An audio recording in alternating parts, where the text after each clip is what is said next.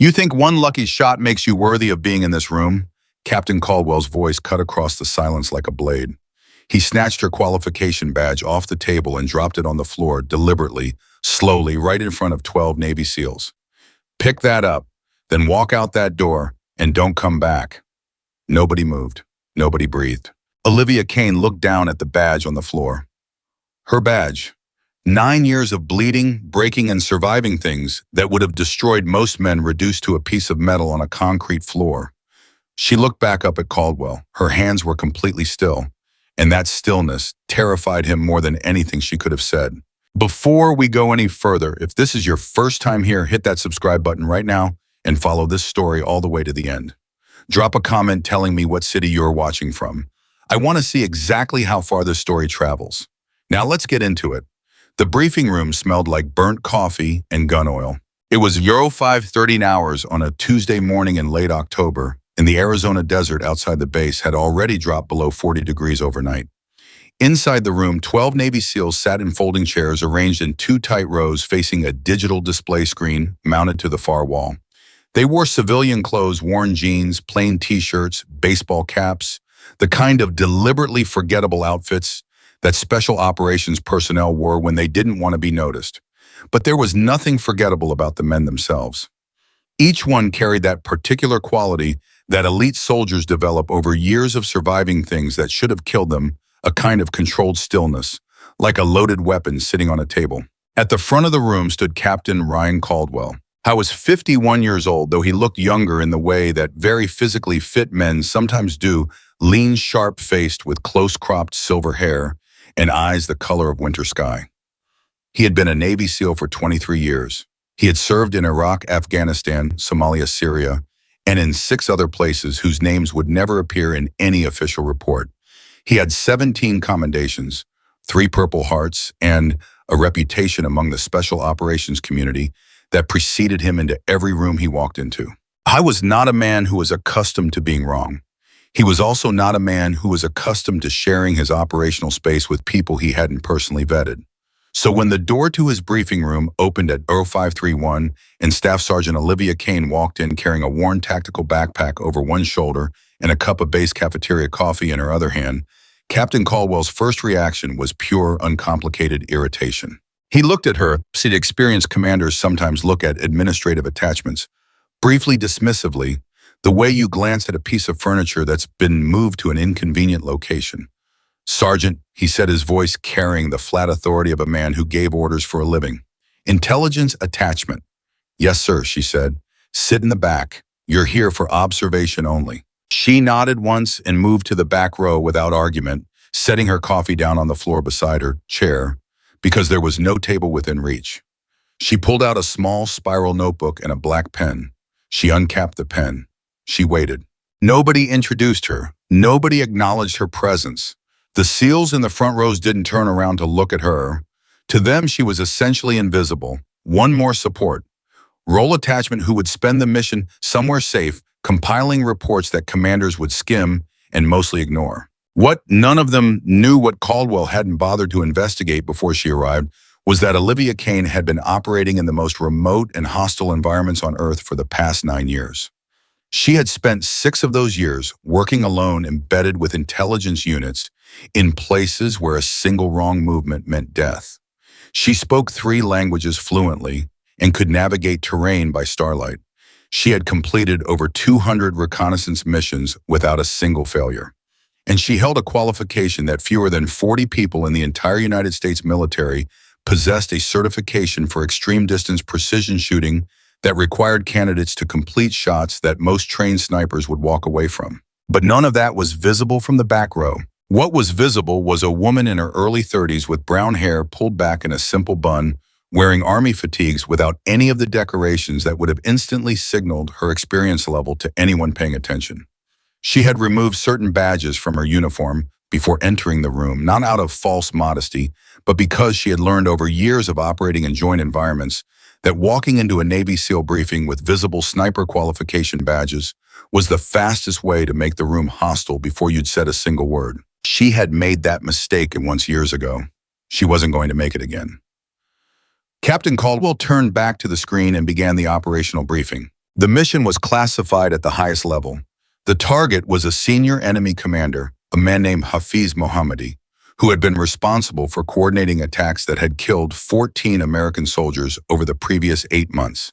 Intelligence had confirmed his location, a compound in a mountainous region of rural Afghanistan, approximately 60 kilometers from the nearest coalition forward operating base. The compound was heavily fortified. The surrounding terrain was rugged with multiple approach routes that all had significant exposure problems.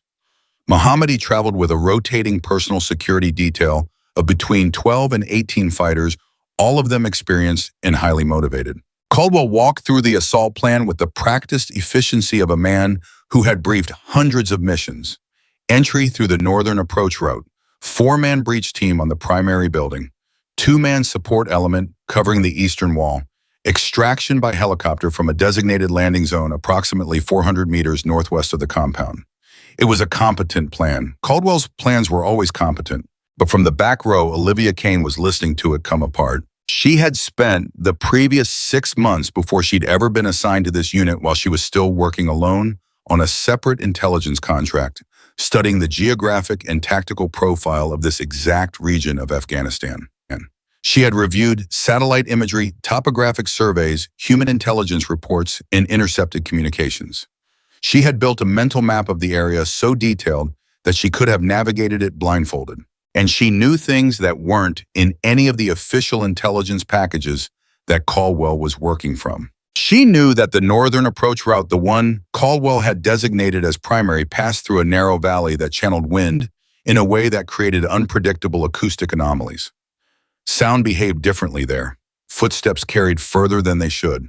A team moving through that valley at night, even with perfect noise discipline, was significantly more likely to be detected than the standard acoustic models would predict. She knew that the designated extraction landing zone had a problem.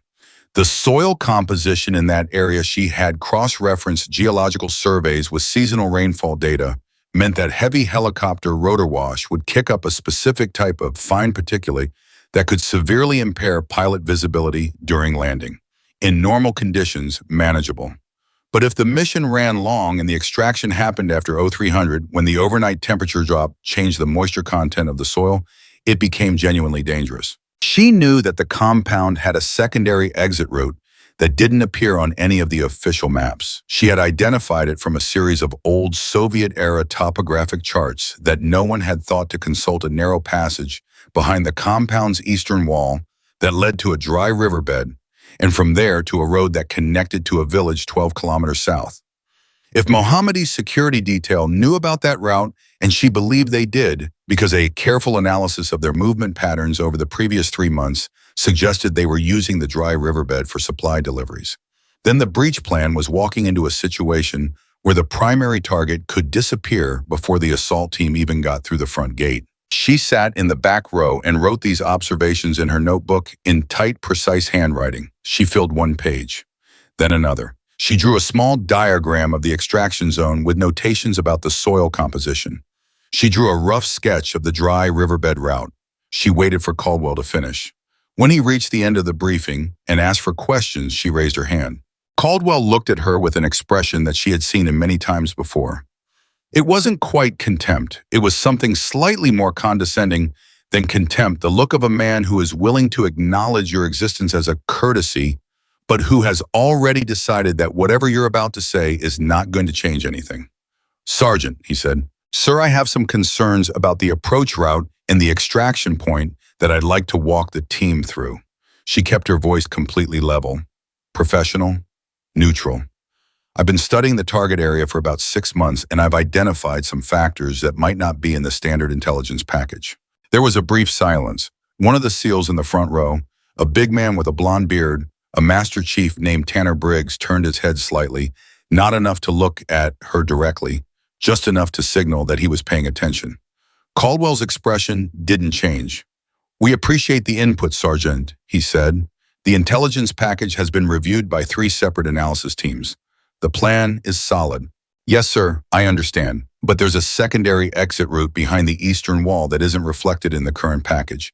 And if Mohammadi's security detail is using the dry riverbed to the south." "Sergeant," his voice dropped a register. The room went very quiet. Stand down. Those two words landed in the room like something physical. Not loud, not angry, worse than angry, absolutely certain. The voice of a man who did not consider it possible that he was wrong. Olivia held his gaze for 3 seconds. Then she lowered her hand. She picked up her pen. She closed her notebook. Yes, sir, she said. She sat back in her chair and she was quiet, and nobody in the room could see what was happening behind her eyes. Nobody could see the calculations she was running, the scenarios. She was mapping the cold, clear understanding she was carrying about what the mission plan she had just been told to stop talking about was going to cost. She had been in this position before. Not once, many times. She had walked into rooms where her credentials were invisible and her knowledge was unwelcome and her voice was treated as an inconvenience. She had learned the hard way over years that in those moments, the worst thing you could do was push harder. You didn't win by talking louder than a man who had decided he wasn't going to listen. You won by waiting for the moment when reality made the argument for you. Oh, she was very good at waiting. The briefing concluded. The SEALs began moving toward the door, talking in quiet clusters, the easy shorthand of men who had worked together through dozens of missions. Olivia gathered her notebook and her pen, and her coffee cup stone cold now, and she was walking toward the door when Master Chief Tanner Briggs stopped beside her. I was 6'4" and built like someone who had been engineered for the specific purpose of walking through walls, and he spoke in a low, gravelly voice that probably hadn't changed volume in 15 years. What's the dry riverbed, he said. She looked at him. A secondary exit route, she said, behind the eastern wall. It connects to a road south of the compound.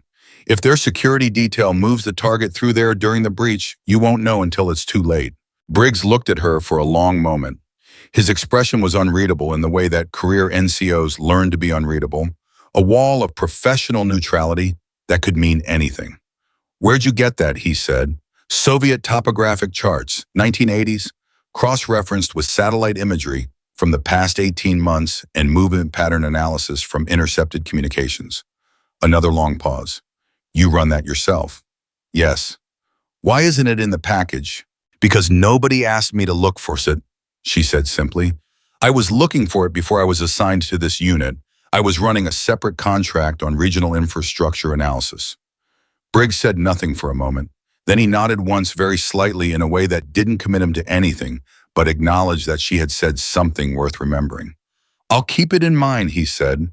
Then he walked away, and she walked the other direction, and she sat alone in a small office at the end of the corridor and opened her notebook again and stared at her diagram of the dry riverbed route and thought about all the ways a mission could go wrong when the people running it refused to listen to the person who knew what they didn't. She had been in that position before, too. She didn't like what came next. Later that morning, in a development that she hadn't anticipated, Captain Caldwell came to find her. He walked into the small office without knocking the prerogative of rank, and he stood in the doorway for a moment, looking at her with a different expression than the one he'd worn in the briefing room. Still guarded, still controlled. But something had shifted in it, some small recalibration that she recognized as the look of a man who had gone away and thought about something and come back not quite sure what he thought anymore. Sergeant Kane, he said, sir. He looked at the notebook open on the desk in front of her. He looked at the diagram she had been working on. He didn't ask to see it. He looked away. Briggs tells me you have 6 months of independent research on the target area, he said. Yes, sir. He also tells me you made a specific claim about a secondary exit route that wasn't in the intelligence package. Yes, sir. Caldwell was quiet for a moment. She waited. She was very good at waiting. Walk me through your sourcing, he said finally. So she did. For 40 minutes, she walked him through everything, the Soviet topographic charts, the satellite imagery analysis, the intercepted communications, the movement pattern data. She laid it out in exactly the same way she would have laid it out in a formal intelligence brief, methodical, precise, sourced, without editorial comment or emotional weight. She didn't say, I told you so, even once, not even implicitly. She just showed him the information. When she finished, Caldwell sat back in his chair and was quiet for a long time. You believe Mohammadi's people know about the riverbed route, he said. I believe the probability is high enough that it needs to be part of the tactical plan, she said, and the extraction point. The soil composition is a problem if the mission runs past Euro 300. The particulate visibility issue is in the geological surveys. I can pull the specific data if you want to have your aviation team run their own assessment. Caldwell looked at her steadily. She kept her face neutral, professional. She wasn't trying to make him feel like he had made a mistake. She was just trying to make sure that soldiers came home. The approach route issue, he said. The acoustic problem. Yes, sir. The valley creates an acoustic channel. Standard noise models don't account for the topography. The team would need to modify their movement interval, increase the spacing between operators to avoid creating a cumulative sound signature that carries further than expected. I was quiet again. She watched him processing it, watched the internal negotiation that experienced commanders go through when new information challenges a plan they've already committed to. It wasn't comfortable for him. She understood that. It would never be comfortable for a man like Caldwell to walk back into that briefing room and tell his team that the intelligence attachment in the back row had identified problems with his plan. But she was beginning to understand a man who cared more about his team coming home than he cared about being right. She had not been sure of that in the briefing room. She was becoming more sure of it now. I want you to brief these concerns to the full team this afternoon, Caldwell said. The sentence surprised her. She kept her face from showing it. Yes, sir. Formal briefing, full documentation. I want Briggs and my intelligence officer in the room. Understood. He stood up. He was about to leave. Then he stopped in the doorway the same way he'd stopped when he first walked in, and he turned back to look at her with that same recalibrated expression. How long have you been running independent reconnaissance analysis, he said. About 9 years, sir, she said. Something moved across his face, not embarrassment exactly, something harder to name. Why were you attached to this unit as an observer, he said. That's a waste of your, he stopped himself.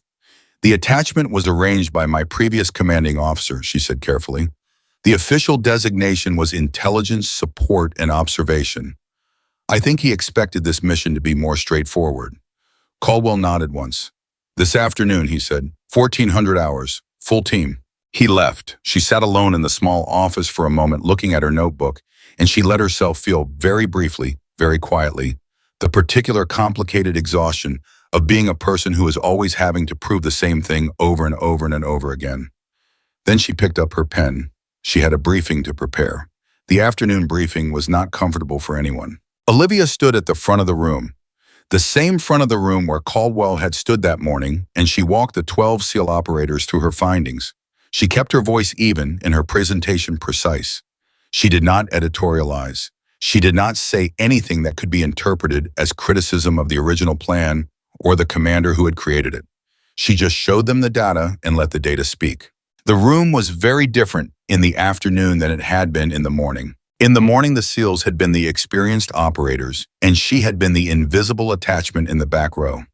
Now she was standing at the front of the room with 9 years of field intelligence work in her notebook, and they were listening to her with the focused technical attention of professionals who understood immediately that what she was showing them was real and consequential and had not been in their original planning package. Master Chief Briggs asked the most questions. He was sharp, precise, relentless, the kind of questioning that was designed not to challenge her findings, but to test their structural integrity, to make sure he understood exactly how solid the foundation was before he was willing to build operational decisions on top of it. She answered every question without hesitation. She knew the material cold. A younger SEAL named Espinoza, she put him at mid-20s, probably on his 3rd or 4th deployment, raised his hand at one point. Sergeant, if the riverbed route is the issue you think it is, what's the countermeasure? Do we need a separate blocking element? It was a good question, a smart, operationally mature question from a young operator who had been listening carefully. Yes, she said, a 2-man element covering the southern approach to the riverbed. They don't need to be close to the compound. Position them at the road junction about 1 kilometer south. If Mohammadi moves through the riverbed, the blocking element can confirm the sighting and create time for the assault team to redirect. Espinoza nodded. He was writing notes. And who runs that element? He asked. There was a brief silence. Caldwell, sitting in the front row, spoke before she could. We'll work out the position assignments, he said. His voice was neutral, but she heard the slight shift in it, the sound of a decision being made, that he hadn't quite finished making yet. After the briefing, as the team filed out, Briggs stopped beside her again. "Good work," he said. It was simple, flat, direct. The kind of compliment that a Master Chief gives when he means it and doesn't feel the need to elaborate. "Thank you, Master Chief." He looked at her for a moment in that unreadable way of his. "How come you're not wearing your qualification badges?" he said. She looked at him steadily. "Experience," she said. He made a sound that might have been the beginning of a laugh, compressed, controlled, gone, almost immediately. "Yeah," he said, "I get that." He walked away. She began collecting her materials from the front table. The next morning brought the moment that nobody expected. Caldwell didn't announce it in advance. He walked into the common area where the team was eating breakfast and said simply in his flat, commanding voice that there would be a range evaluation at Borough 900 and that Sergeant Kane would be participating. The room went quiet in a specific way that Olivia recognized. Not hostile quiet, assessing quiet. The sound of a group of very experienced, very competitive people recalibrating their understanding of a situation. She ate the rest of her breakfast, and she did not allow herself to show anything on her face. 80900, the team assembled at the base's long-range firing range. The setup was straightforward, 3 targets at increasing distances positioned on the range, in conditions that Olivia noted had been specifically selected to be difficult. The wind coming off the desert that morning was sharp and variable, shifting direction every 2 or 3 minutes in the unpredictable way that desert crosswinds do. The light was flat and harsh. There was no natural rest position available for the final shot. It would have to be taken from prone on open ground with no artificial support. The distances were posted on a board at the firing line. 800 meters, 200 meters, 760 meters. 760 meters was just over a mile. Several of the SEALs looked at the number and then looked at each other. Briggs looked at the number and looked at Olivia. His expression was as unreadable as always, but she thought she saw something behind it. Something that might have been the very early edge of respect, or might have been careful professional attention. With Briggs, it was hard to tell the difference. She opened her rifle case. She had carried it onto the range herself, refusing the offer of a team member to help. It was heavy. The precision rifle inside weighed over 30 pounds with the optic system attached, but she had been carrying it for years and she was past the point where its weight surprised her. She heard the quiet reactions as she assembled the weapon. Not loud comments, not mockery, just the small sounds that a group of people make when they see something that recalibrates their expectations. A quiet collective intake of breath, a murmured word, the particular silence of trained observers recognizing professional equipment and understanding what it means. She settled into prone position on the firing mat. She took 3 slow breaths. She looked through the scope. The wind was running at approximately 11 miles per hour from the northwest with occasional gusts that pushed it toward 14. She calculated the correction without looking away from the scope. It was not a conscious process by this point in her career. It was more like breathing automatic, integrated the product of thousands of hours of practice until the mathematics of external ballistics had become something her body knew, in the same way it knew how to keep her heart beating. She fired 800 meters. The target moved. She cycled the bolt with a movement so smooth it was almost soundless. She recalculated for the slight wind shift she had felt in the previous 3 seconds. She fired 200 meters. The target moved. Nobody on the range spoke. She was aware of them, 12 trained operators standing behind the firing line watching her the way you become aware of very still, very attentive observers when their stillness is not passive, but active, focused, concentrated. She moved her position 1 inch to the left. She recalculated the angle. She calculated the drop over the distance. She calculated the wind. She took 1 breath. She held it. At 760 meters on a target, smaller than a dinner plate, in a variable crosswind on an open desert range with no artificial support, Staff Sergeant Olivia Kane squeezed the trigger. The rifle fired. The sound of the shot moved out across the desert and was absorbed by the distance and the silence. And then from somewhere impossibly far away, the clear metallic ring of a steel plate being struck by a round that had traveled over a mile through imperfect air rang back across the range. Nobody moved. For what felt like a very long time, nobody in the group made a single sound. Then Tanner Briggs, Master Chief, 21 years in Naval Special Warfare, turned to look at Olivia Kane where she was lying at the firing line still looking through her scope.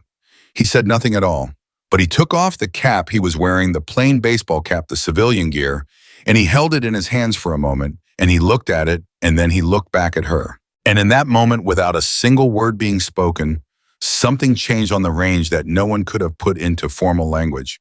But everyone felt clearly the slow, silent, complete shift of a group of professionals recognizing someone they had not recognized before and understanding with the quiet certainty that experience teaches that they had been looking at her wrong from the very beginning. Captain Ryan Caldwell stood at the back of the firing line, and he looked at the distant steel plate, and he looked at the woman lying at the firing line 30 feet from him. He looked at the qualification badge that was now visible on her uniform, a small, unobtrusive piece of metal that she had not been wearing that morning in the briefing room, that she had added to her uniform before the range evaluation without making a point of it, without calling anyone's attention to it. He looked at it for a long time. Then he walked toward her, and his footsteps on the gravel of the range were the only sound in the entire world. She was pushing herself up from the prone position, her rifle still in her hands, her face completely neutral, betraying nothing of what she was feeling. She heard his footsteps, and she straightened and turned. He stopped 3 feet from her. He looked at her for a long moment. She looked back. "Sergeant Kane," he said. "Sir?" He paused. She watched him, searching for the words. This man who chose every word carefully, who had 23 years of experience, turning complex situations into clear, direct language. She watched him, searching for the right thing to say to a person he had dismissed in front of 12 of his best operators and had been profoundly, demonstrably wrong about. "Who are you?" he said finally. The words were quiet. They were not rhetorical. He genuinely wanted the answer. She held his gaze. "Someone who knows what happens when people don't listen," she said. The silence held between them for another moment. Then Caldwell nodded once slowly, the nod of a man absorbing something that needed to be absorbed fully and correctly. "I owe you an apology, Sergeant," he said. It was not what she expected. In her experience, men like Caldwell did not often find their way to apologies quickly. She looked at him carefully, checking for the performance of apology versus the genuine article. What she saw on his face was not comfortable for him, and she thought that probably made it real. "You were operating on the information you had, sir," she said. "I was operating on assumptions I hadn't examined," he said. He said it flatly, without excuses, in the same direct voice he used for everything. "That's different, and it's my problem to fix." She nodded. "We need to talk about the mission plan," he said. "Yes, sir. This afternoon, you'll present the full tactical modification recommendations to the team." "Understood." He looked at her for one more moment. "The riverbed," he said, "the blocking element. You have an idea who should run it?" It wasn't a question. He had been thinking about the afternoon briefing. He had been thinking about Espinosa's question and the silence before he had stepped in to redirect it. "I have some thoughts," she said carefully. "You're in Overwatch," he said. "That's where I need you. The riverbed element, I'll sort the personnel. But the Overwatch position," he stopped. "Started again. I need you to tell me what you need, whatever it is." She looked at him. "I need to know that when I call something on the radio," she said, "someone listens." He held her gaze. "Done," he said, and she believed him. The badge was still on the floor when Olivia picked it up. She didn't rush. She bent down, closed her fingers around it, and straightened slowly. She looked at it for exactly 1 second. Then she clipped it back onto her uniform, smoothed the front of her jacket, and looked at Captain Caldwell with an expression so composed it was almost frightening. She didn't say anything. She didn't have to. Because every man in that room had just watched a decorated commander throw a woman's 9-year career onto a concrete floor, and the woman hadn't broken. She hadn't cried. She hadn't raised her voice. She had simply picked it up, put it back where it belonged, and looked at him like she was waiting for him to finish. That kind of stillness was not nothing. That kind of stillness was a choice, and every operator in the room recognized it as one.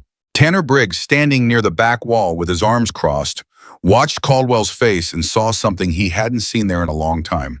Not anger. Anger he had seen from Caldwell hundreds of times.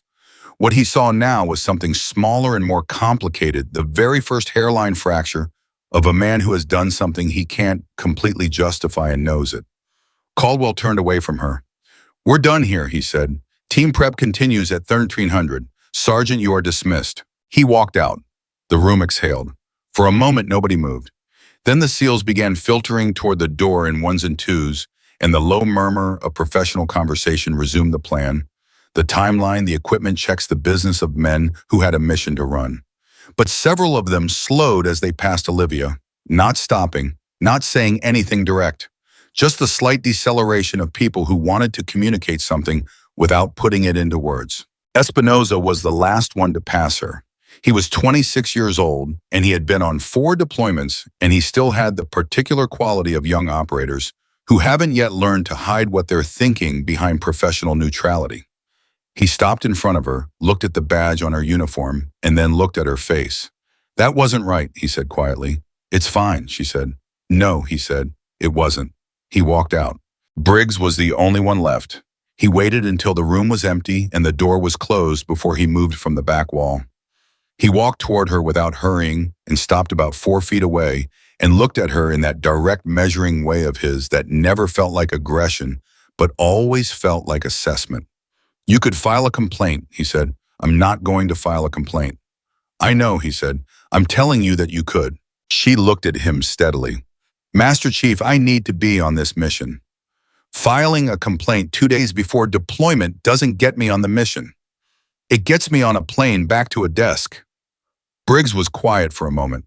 "He was wrong," he said, "what he did in there." "I was frustrated," she said. "I walked into his briefing room and told him his plan had problems, and then I outshot every qualification standard his team trains to, and that's not comfortable for a man like him." She paused. "I understand it. That doesn't mean I think it was acceptable. It means I understand it." Briggs looked at her for a long time with that expression she still couldn't fully read. "You've been dealing with this your whole career," he said. It wasn't a question. "Yes," she said simply. He nodded once. "Then let me tell you something," he said. "Whatever happens in the next 48 hours, wherever this mission goes, I will be listening to your radio calls, every one of them." She held his gaze. "Thank you, Master Chief." "Briggs," he said, "just Briggs." He walked out. She stood alone in the empty briefing room for a moment. She looked at the table where her folder had landed when Caldwell threw it. She looked at the floor where her badge had been. Then she picked up her notebook and walked out and went back to the small office at the end of the corridor and sat down and opened the notebook to the page with her diagram of the dry riverbed. And she kept working because the mission was in 41 hours and there was still more to understand about the ground she was going to be protecting from a mountain ridge in the dark. That was who she was. That was always who she was. When other people went away to process the emotional weight of a moment, she went back to the work. She trusted the work. The work had never let her down. By 1300 hours, the team was back in the prep area, running equipment checks and going over movement sequences. And Caldwell had not acknowledged what had happened in the briefing room, and nobody expected him to. That was the particular social contract of special operations units. Things happened, emotions ran, and then you move forward because the mission was always larger than the moment. But something had shifted in the team's behavior toward Olivia, and she felt it clearly. It was not overt. Nobody made speeches. Nobody explicitly changed how they spoke to her. But when she walked into the prep area at 1310 and moved toward the corner where her equipment was staged, 3 different operators made room for her without being asked.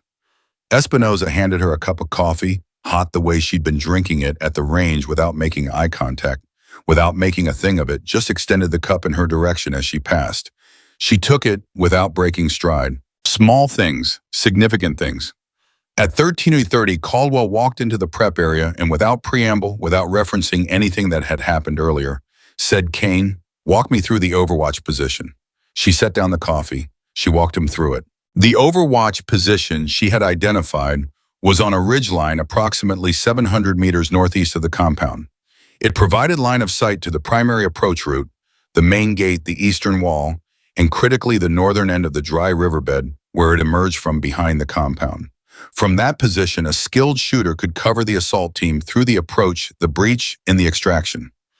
It was not a comfortable position. The access route involved a 2-hour solo climb in full gear before the mission even started, but it was the right position. Caldwell listened to all of it without interrupting. When she finished, he said, "What's your communication protocol if you lose radio contact?" "Pre-designated signal fires," she said. "I mark 2 fallback positions before I go up. If radio goes down, I fall to position 1 and use the signal system. If position 1 is compromised, I fall to position 2. The team should be out before I need position 2. And if the mission runs longer than planned, she looked at him directly. Then I stay on the ridge until the team is out. That's what Overwatch means. He held her gaze for a moment. What's your ammunition load? Enough, she said. He almost smiled. It was a very slight thing, barely a movement, but she caught it. What does enough mean, Sergeant? It means I've run the scenarios for every engagement probability along the extraction route, and I've loaded accordingly. If you want the specific number, I can give you the specific number, but the practical answer is that I will not run out before your team is safe. This time he did almost smile, still barely there, still controlled. Fine, he said. Equipment check at 1700, you're included. Yes, sir. He walked away. Briggs materialized beside her from somewhere to her left. That's the closest he gets to an apology, he said quietly. I know, she said. He respects you now. I know that too. She picked up her coffee. It shouldn't have taken a range demonstration. No, Briggs said. It shouldn't have. They stood there for a moment in silence, and it was the comfortable kind of silence that exists between people who understand each other without needing to explain themselves. The equipment check at 1700 was where the team finally saw what she was bringing to the mission, and it was where the last remaining walls came down. She laid everything out on the table in the order she would use it: the precision rifle, the optics system, the range-finding equipment, the communication setup, the emergency medical kit she carried for herself because on solo Overwatch there was nobody else to patch you up if something went wrong. Every item was worn, maintained, and functional. Nothing was there for show. Nothing was there because regulations required it. Every single item on that table was there because she had personally decided it was necessary based on 9 years of experience, making these exact calculations in exactly these kinds of situations. The team looked at her equipment, and then looked at her, and then looked at each other. The young SEAL named Reyes, who hadn't spoken to her directly before, picked up the emergency medical kit and looked inside it and put it back down and looked at her. You run solo Overwatch a lot, he said. Most of my career, she said. How many missions like this? She thought about it. Like this specifically. With a SEAL element as the primary assault 3. Total solo Overwatch missions across all operations, I stopped counting at around 50. The number landed in the room. Reyes put the medical kit back down carefully. 50, he said.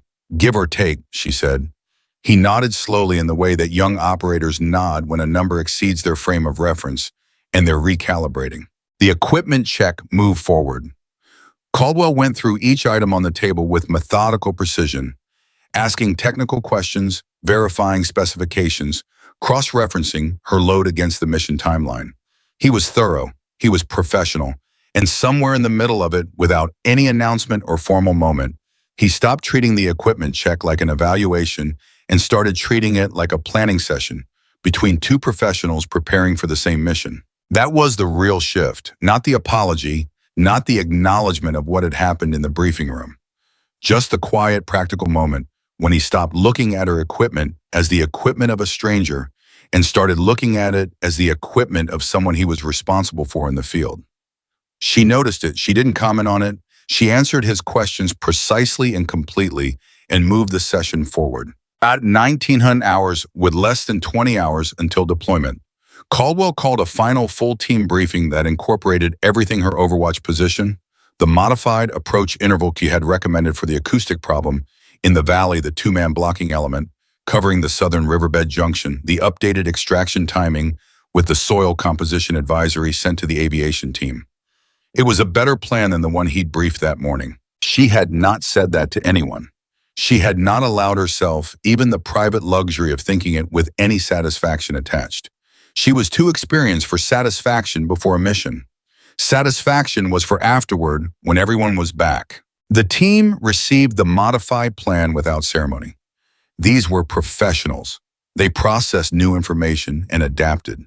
There were questions, good, sharp, operationally mature questions, and she answered the ones directed at her and stayed quiet during the ones that weren't. She was learning the team's internal rhythm, the way they communicated with each other, the shorthand, the trust architecture, who deferred to whom, on which category of question. Every team had it. Understanding it was part of what would keep her effective in the field. After the briefing at around 2100 hours, she was sitting alone in the prep area making final adjustments to her optics when Espinoza came in and sat down across from her without asking. He watched her work for a moment. "Can I ask you something?" he said. "Sure." "In the briefing this morning, when he threw the folder," he paused. "What were you thinking right in that moment?" She kept working on the optics. "I was thinking about the dry riverbed," she said. He blinked. "The riverbed." "If I got angry," she said, "if I let what he did take up space in my head, I lose focus. And if I lose focus, I miss something in my planning. And if I miss something in my planning, someone on this team doesn't come home." She looked up from the optics. "The riverbed was more important than my feelings about the folder." Espinoza was quiet for a moment. "That's cold," he said, "not accusatory, just honest." "It's not cold," she said. "It's the opposite of cold. It's what caring looks like when the stakes are high enough." She looked back at the optics. Cold would be not caring whether anyone came home. He thought about that. "How do you separate it?" he said. "The emotion from the work." "I don't separate it," she said. "I use it. The anger, the frustration, I put it into the work. I use it to look harder, to check the analysis one more time, to think of the thing I might have missed." She set down the adjustment tool. "I was furious in that briefing room this morning, genuinely furious, and I used every bit of it to make sure the modifications I brought to the 1400 briefing were airtight. He couldn't dismiss them. Nobody could." She paused. "That's how you win." Espinoza sat with that for a long moment. "You've had to do this a lot," he said. "Yes." "Prove yourself." "Every time," she said. "Every new unit, every new commander, every new team, every single time." "That's," he stopped. "Exhausting," she said. "Yeah." "Yes," she said. "It is." He was quiet. "For what it's worth," he said, "everyone on this team is going to be watching your back on that ridge tomorrow." She looked at him. "I know," she said, and she meant it. She could feel the shift in the team. She had felt it all afternoon. "And I'll be watching yours." He nodded. He stood up to leave. Then he turned back. "The badge," he said, when he dropped it. You picked it up and you put it back on and you didn't say anything." "I've been thinking about that all day." "What about it?" "Why didn't you say anything? You had every right to." "Because anything I said in that moment would have been about my feelings," she said, "and my feelings weren't going to fix the mission plan. My knowledge was." She looked at him steadily. "I needed him to stop seeing me as someone who was angry at him and start seeing me as someone who had information he needed. So I gave him nothing to react to. I gave him silence.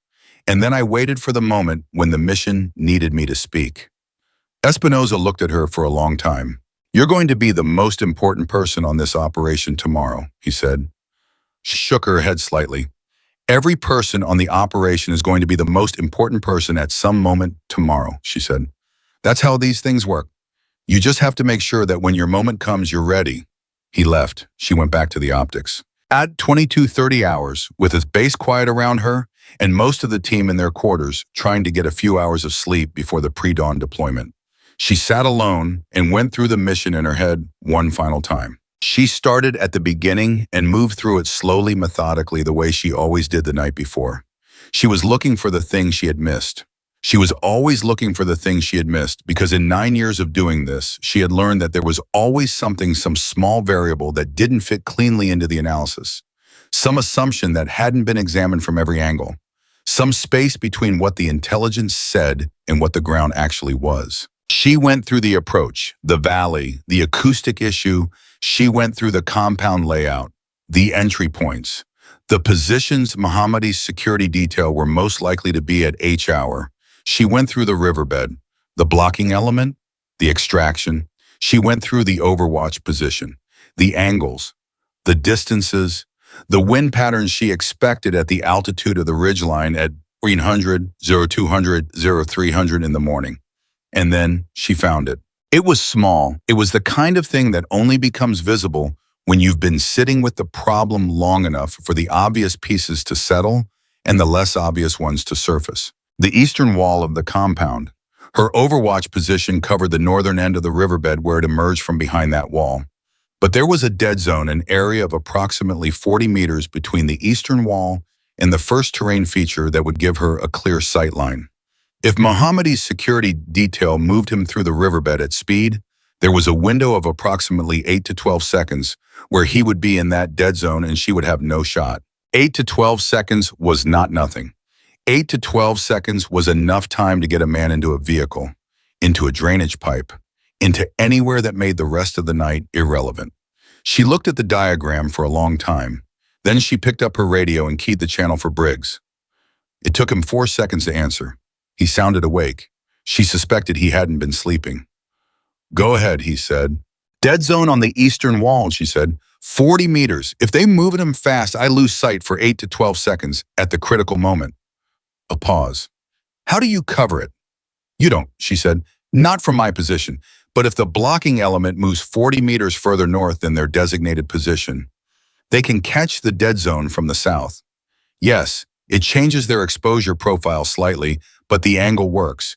They'd need to see it from the ground to confirm." Briggs was quiet for a moment. "I'll tell them to do a position confirmation when they're in place," he said. "Before H hour." "Yes. Good catch. I've been sitting with it for a while. Get some sleep, Kane." "I'll sleep after."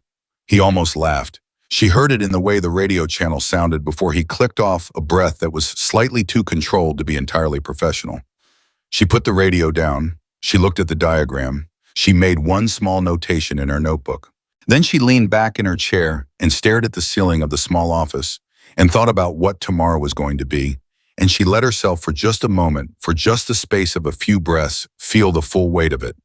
The mission, the team, the ridge, the dark and the cold, and the distance, and the responsibility of being the one person whose job it was to see everything that everyone else couldn't see and to make the shot that no one else could make when the moment came. She had done this before. She had done it many times. She knew the weight of it. She had learned to carry it without letting it buckle her knees.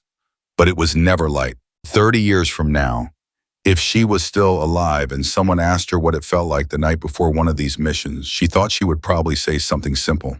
She would probably say it felt like responsibility, like the specific clarifying weight of knowing that the people who were going to climb into that helicopter in 6 hours were trusting their lives to the quality of her preparation, the steadiness of her hands, and the accuracy of her understanding of a piece of ground she had studied for 6 months but had never stood on. She had found the dead zone at 22:30 hours the night before the mission.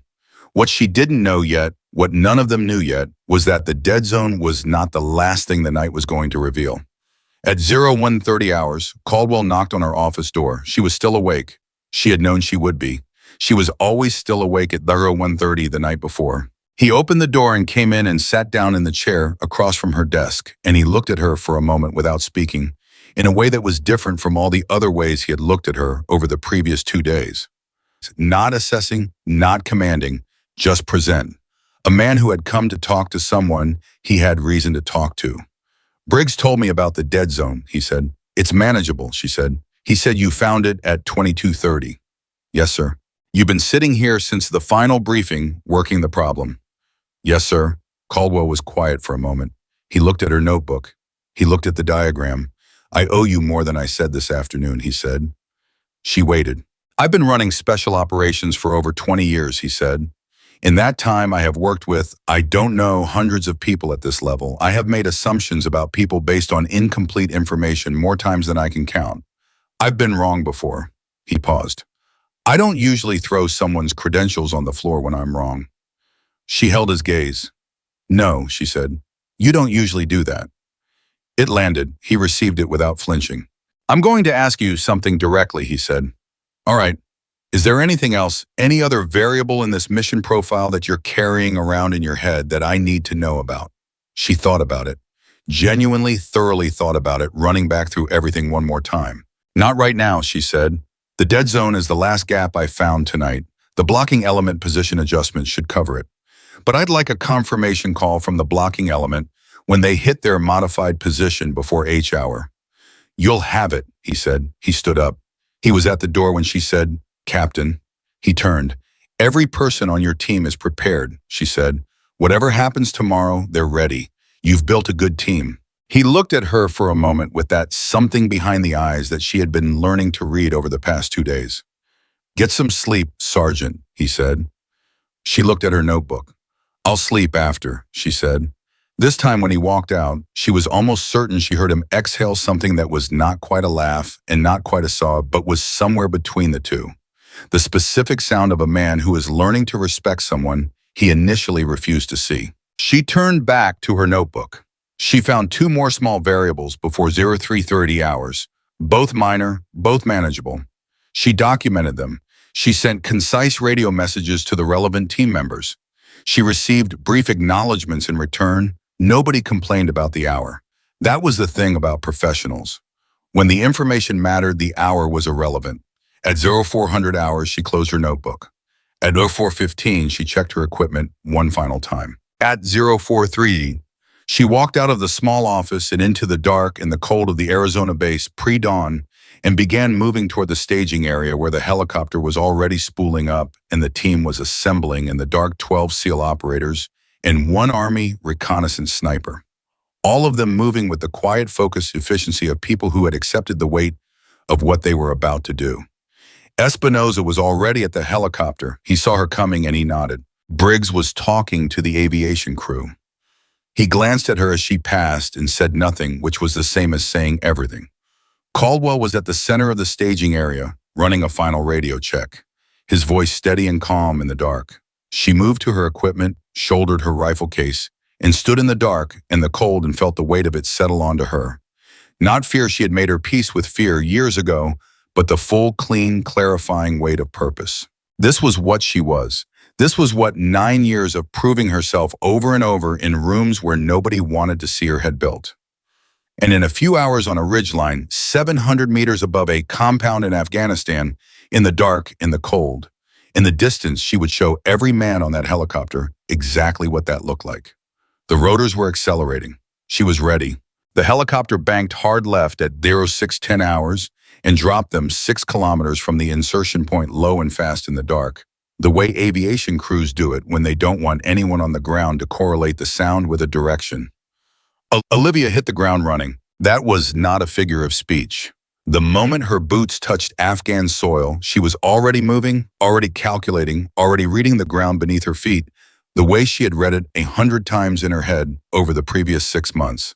The cold hit her like a wall-thin mountain air at altitude before sunrise, the kind of cold that gets into your hands and tries to make them stupid.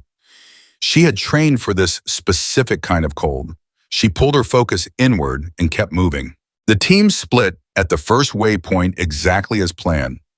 12 SEALs peeled southwest toward the compound approach route with Caldwell at the center and Briggs on the left flank. The two-man blocking element, Reyes, and a quiet, methodical operator named Garza broke southeast toward the riverbed junction, and Olivia Kane turned northeast and started climbing. Alone. The ridge was 700 meters above the valley floor, and the access route she had mapped from the satellite imagery was exactly as difficult as she had expected. Steep, loose rock in the lower section. A narrow traverse across a section of fractured stone that required 3 points of contact at all times. And the weight 30-plus pounds of precision rifle optics, ammunition, communication, gear, and emergency equipment, all of it on her back in the dark on a mountain she had never physically stood on before. She climbed without stopping. Her legs were burning by the time she cleared the lower section. Her hands were finding holds in the dark by touch and intuition, and the memorized topographic profile she had built in her head over months of study. She didn't use a light. Light on a ridgeline at night was a signal, and signals got people killed. At 0658 hours, she reached the position. She didn't celebrate. She set down the rifle case with controlled care, the way you set down something irreplaceable. And she spent 90 seconds doing exactly what she always did when she reached a new overwatch position. She lay completely still and listened. She let her breathing slow. She let her heart rate drop. She let the mountain tell her what it knew. Wind from the northwest at approximately 9 miles per hour. Consistent, good. Temperature dropping still maybe 3 or 4 degrees before sunrise warmed the air. The compound was visible 700 meters below, and to the southwest, the outer walls catching just enough pre-dawn ambient light to resolve against the darker ground around them. She keyed her radio. Overwatch is set, she said quietly. H hour minus 52 minutes. Blocking element, I need your position confirmation. Reyes came back in 6 seconds. Position confirmed. We're 40 meters north of the original mark. The dead zone angle works. We have visual on the riverbed exit. Good, she said. Hold there. She set up the rifle. Every movement was practiced, automatic, the product of so many repetitions that her hands didn't need instruction from her conscious mind. The optics system went on. The range-finding equipment positioned to her left. The radio earpiece checked. The ammunition laid out in the specific sequence she had decided on the night before each round, placed where she could find it by touch without breaking her eye from the scope. She settled into position and looked through the scope for the first time at the real ground, the actual compound, the actual walls and gates and positions that she had been studying in satellite images and maps for 6 months. And she found the first problem immediately. The eastern guard position, the one closest to the wall above the dry riverbed, was not where the intelligence package said it would be. In the package, based on pattern of life analysis from the previous 30 days, that guard position was typically occupied by 1 or 2 fighters who moved in a predictable rotation every 40 minutes.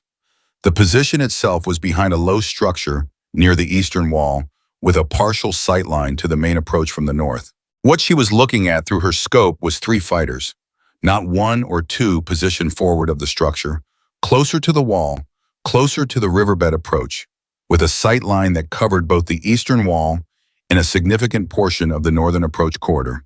3 fighters in a forward position 40 minutes before H hour was not random. She keyed the radio. Caldwell, eastern guard position has changed. 3 fighters forward of the structure. Sightline covers your approach corridor from approximately 300 meters out. A pause. She could hear the team moving in the background, the quiet sounds of careful footsteps on rocky ground. How forward, Caldwell said. Approximately 8 meters from the wall. They're not in the standard rotation position. Another pause. Longer. Assessment. She had already run it. Either the pattern of life data shifted in the last 48 hours and we don't have updated coverage, or someone on the ground knows something is coming. She kept her voice level. I can't tell you which one. I can tell you that with 3 fighters in that position, your approach corridor has approximately 60% less concealment than planned from 200 meters out. She heard Caldwell breathing on the radio. 1 breath, 2. Can you neutralize the position at H hour? Yes, she said, but if I fire before the breach team is at the gate, I give the compound 30 to 60 seconds of alert time before entry. That changes the timeline for everyone inside. Understood. His voice was completely controlled. She could hear him thinking. Briggs came on the channel. I'm here. Eastern approach. We compress the final 200 meters. Move on Kane's shot. Copy, Briggs said without hesitation. She heard the quiet efficiency of it, the speed with which they adapted the trust that allowed Caldwell to make the call and Briggs to execute it without needing it, explained 3 times. Whatever she had thought about Caldwell in those first hours on the base, she understood now why 23 years of operators had followed him into difficult places. He could think clearly when everything was moving fast. Kane, Caldwell said, when I give you the word, you take the eastern position. The moment your shot goes, we are moving. Copy, she said. I'll call the shot 1 second out. 1 second, he confirmed. She settled deeper into her position. She regulated her breathing. She looked through the scope at the 3 fighters on the eastern wall, and she did the calculations, wind distance angle, the specific geometry of 3 targets positioned in a way that gave her a sequence she needed to work in less than 4 seconds if she wanted all 3 before any of them could raise an alarm. She had done this before. She was ready. 8:0741 hours with 11 minutes to H hour, the second problem arrived. Movement at the main gate. It was Garza from the blocking element at the riverbed. His voice was flat and careful, the voice of a man reporting something he wasn't sure how to interpret yet. 2 vehicles. They're loading equipment. Olivia swung her scope to the main gate. She saw it immediately. 2 pickup trucks' engines running positioned inside the main gate, with fighters moving between them and the primary building. They were loading things, bags, cases, what looked like communication equipment. Her stomach went cold. Caldwell, she said, they're moving him. The radio went very quiet. How long, he said. Based on what I'm seeing, 10 minutes, maybe less. She watched the loading process through the scope with the focused analytical attention that 9 years had trained into her. They're prioritizing. They're not taking everything. This is a fast move. Can we compress to H hour -10? She ran the calculation instantly. The breach team's current position was approximately 450 meters from the gate. Compressing to H-hour minus 10 meant covering that distance in, she checked her watch, 9 minutes. On this terrain at night, maintaining noise discipline that was at the absolute edge of feasible. It's tight, she said. Can they do it, Briggs? Caldwell said. We can do it, Briggs said. No hesitation, no qualification. Then we move. Kane Eastern position the moment we're at 200 meters. Copy. Blocking element, hold your position. If those vehicles come your direction. We'll be here, Reyes said quietly. The next 9 minutes were the longest and the shortest of Olivia Kane's professional life. She watched through the scope, and she managed the radio, and she tracked 4 separate things simultaneously. The breach team moving through the approach corridor, the 3 fighters on the eastern wall, the vehicles at the main gate and the dry riverbed approach to the south. She held all 4 in her attention, with the steady, distributed focus of someone who had learned to do exactly this in the hardest possible schools. At the 6-minute mark, the loading at the main gate accelerated. 2 fighters who had been carrying cases stopped and stood and looked north. One of them raised a radio. She felt it before she could confirm it. They knew. Not the full picture, not that a SEAL team was 400 meters out in the dark, but something had shifted in the compound's internal awareness, some alarm or instinct or communication from outside, that had moved the energy level from organized departure to something faster and more urgent. Caldwell, she said, pace of movement inside the compound has changed. They've gone from deliberate loading to urgent. Someone has given them a signal. Source, unknown. Could be a lookout we don't have on the map. Could be a communication intercept. I don't have a source. I have behavior. A beat of silence. Time to gate, Caldwell said. At current pace 6 minutes, Briggs said. He was breathing harder now. They were moving faster. Eastern Wall fighters status, Caldwell said. Still in position, Olivia said. Still forward of the structure. One of them is looking north. Looking north, toward where the breach team was moving. Caldwell, she said carefully. The Eastern fighter on the left.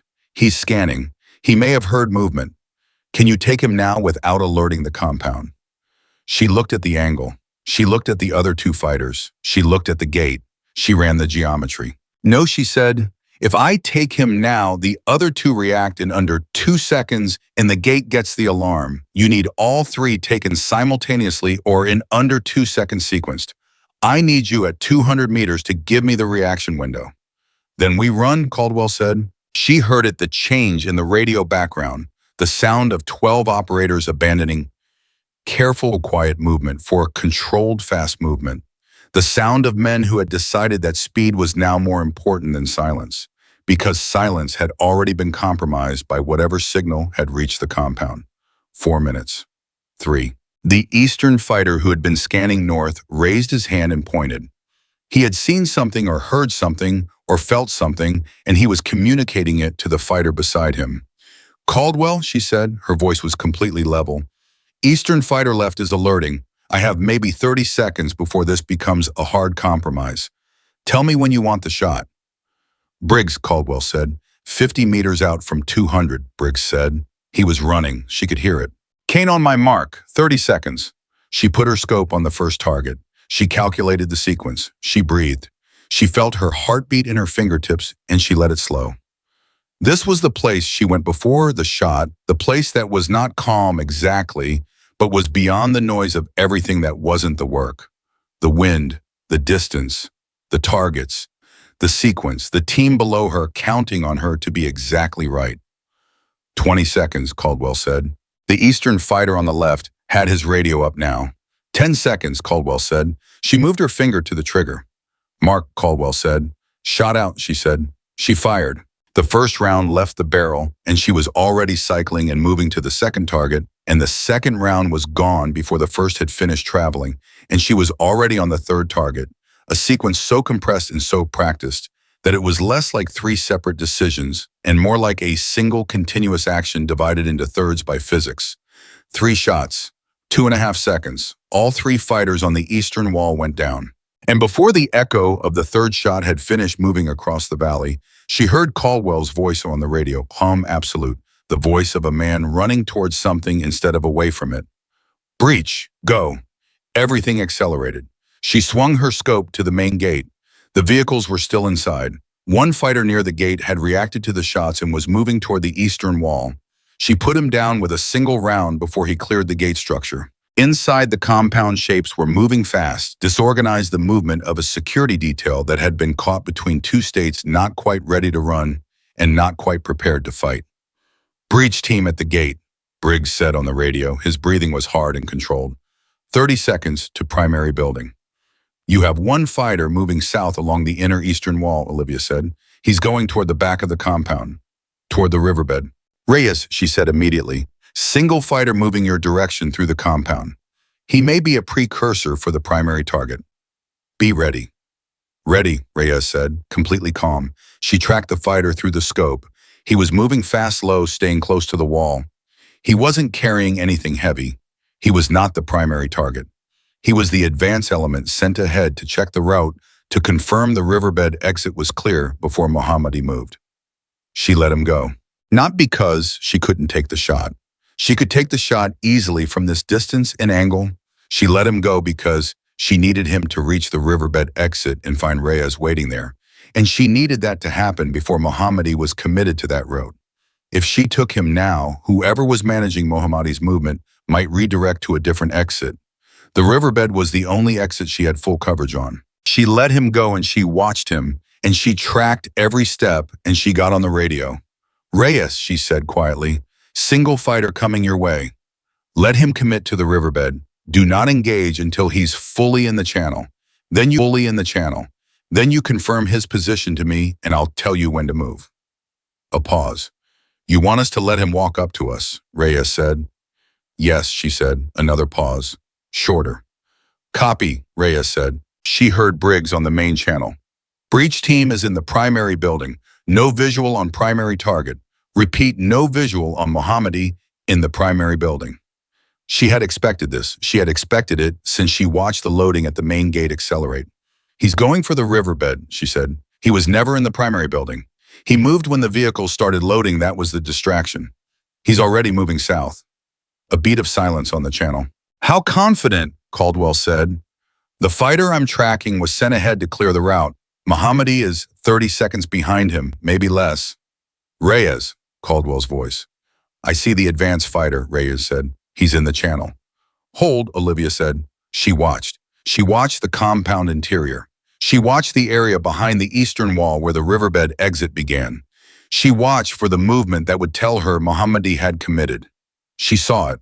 3 figures moving fast, tight together, 2 of them flanking a third who was being pushed rather than leading the body language of a protected principal being moved under duress. "Reyes," she said, 3 coming your way. The one in the center is the target. Security on the flanks. They're committed to the channel." "We have them," Garza said. His voice was completely level. "Caldwell," she said. "Mohammadi is in the riverbed channel with 2 security. Blocking element has eyes on them. Do you want capture or capture?" Caldwell said immediately. "Alive. Briggs, redirect to Riverbed Junction. Support the blocking element." "Moving," Briggs said. The next 4 minutes were the kind that veterans talk about for years afterward, not because of any single dramatic moment, but because of the density of decisions that compressed into them, each one dependent on the one before, each one made by people operating at the outer edge of their training and trusting each other completely. Reyes and Garza took the advanced fighter down without a shot, silent, fast, professional. They had him secured before the 3 figures behind him reached the point in the channel where they could see what had happened ahead. When Mohammadi's security detail saw the advanced fighter on the ground, they reacted. One of them swung toward the sound of movement and fired 2 fast shots that cracked off the channel walls. Garza took a round. Olivia heard it on this radio. Not a scream, not drama. Just Reyes's voice dropping flat and controlled to say one word: Garza's hit. She was already moving her scope to the channel. She could see the muzzle flash position of the shooter. She could see the second security fighter trying to pull Mohammadi back north, back toward the compound. "North security is moving your primary back toward the compound," she said on the channel. "South security is the shooter. He's in the channel approximately 15 meters from Reyes's position." "Can you take the south shooter?" Caldwell said. She looked at the angle, the channel walls, Reyes's position. "Tight," she said. "Reyes, I need you to stay absolutely flat. The shot clears you by approximately 3 feet. Do it, Reyes said. She fired. The South shooter went down. Reyes' status. I'm good. Garza's hitting the left arm. He's functional. North security is pulling Mohammadi back, she said. They're going to reach the eastern wall in approximately 40 seconds, and then you lose them back into the compound. Briggs, Caldwell said. Where are you? 30 seconds from the riverbed junction, Briggs said. He was running hard. 30 seconds was too long. She watched the North security fighter pulling Mohammadi, dragging him, almost the two of them moving in the clumsy fast way of a man who was trying to get someone else to move quickly. Mohammadi was resisting. Not dramatically, he wasn't fighting his own security, but there was a heaviness to his movement, the resistance of a man whose legs have decided they don't entirely want to do this. That resistance was the only thing giving her time. She made a decision. Caldwell, she said, I have a shot on the North security fighter. Mohammadi is 3 feet left of him. If I take the security, fighter Mohammadi has nobody pulling him and he stops moving. Briggs gets there before he decides to move again. Risk to Mohammadi. I don't miss, she said. The radio was silent for exactly 2 seconds. Take the shot, Caldwell said. She breathed. She looked at the two figures through the scope, the security fighter on the right, Mohammadi on the left, 3 feet of distance between them. In the narrow channel, both of them moving the target, moving faster than the principal. Both of them presenting a geometry that was difficult but not impossible. That was within her capability, but only barely. That required her to be exactly right, because 3 feet was not a wide margin, when the man to the left of the target was the reason the entire mission existed. She put the crosshairs on the security fighter. She let the movement rhythm tell her when the moment was. She fired. The security fighter went down. Mohammadi stopped. He stood in the middle of the dry riverbed channel, and he was completely still.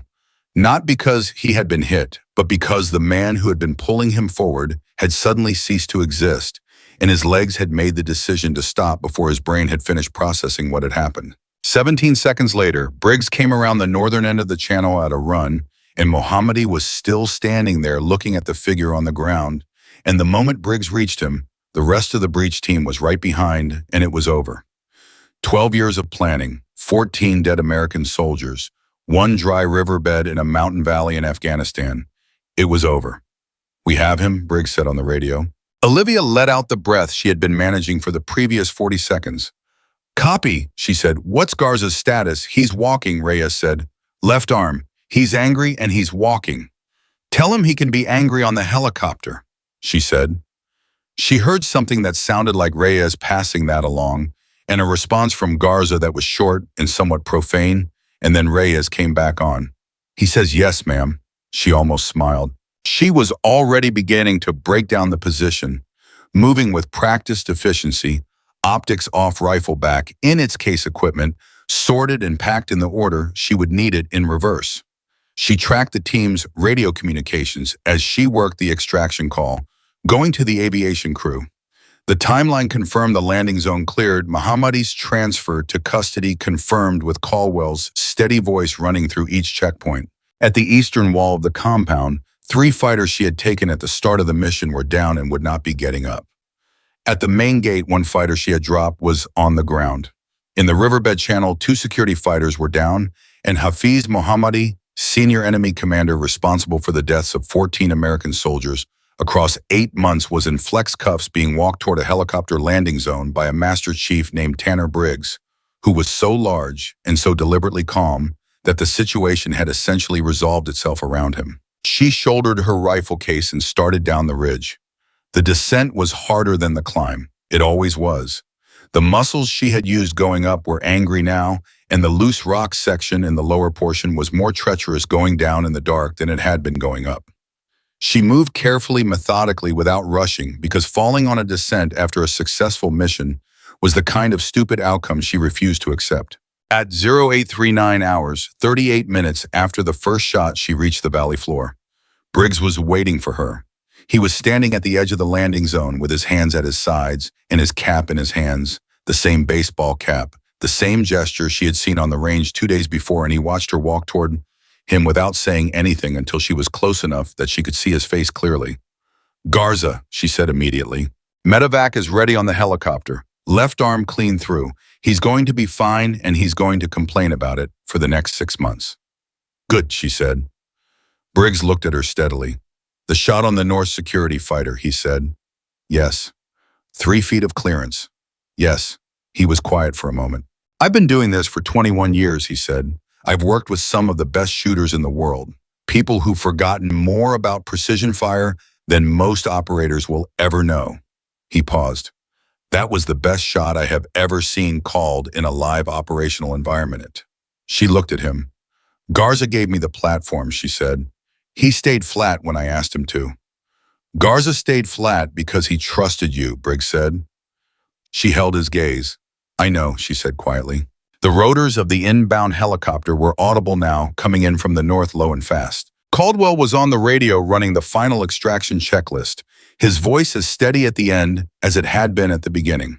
She listened to it and thought about the man who had thrown her folder across a table 2 days ago, and understood, as she had understood for most of her career, that people were complicated and that being right about someone's behavior in one moment didn't mean you were right about them entirely. Caldwell had been wrong about her. He had also, when it mattered, made the right call every time the mission demanded one. She could hold both of those things at once. She was experienced enough to hold both. The helicopter came in low and fast and touched down, and the team loaded with the smooth, practiced efficiency of people who had done this enough times that the movement was nearly automatic. Garza went in first, walked up by Reyes with his left arm immobilized and his jaw set in the way of a man who is in more pain than he is willing to show. Mohammadi went in next, contained and controlled, then the assault team in sequence. Olivia was the last one to board. She stepped up and turned and took one last look at the valley. The compound walls pale against the lightning sky, the ridgeline above her, where she had spent 3 hours looking down at all of it, the dry riverbed channel where the mission had finally resolved. She had studied this ground for 6 months. She had protected 9 men through the darkest part of the night.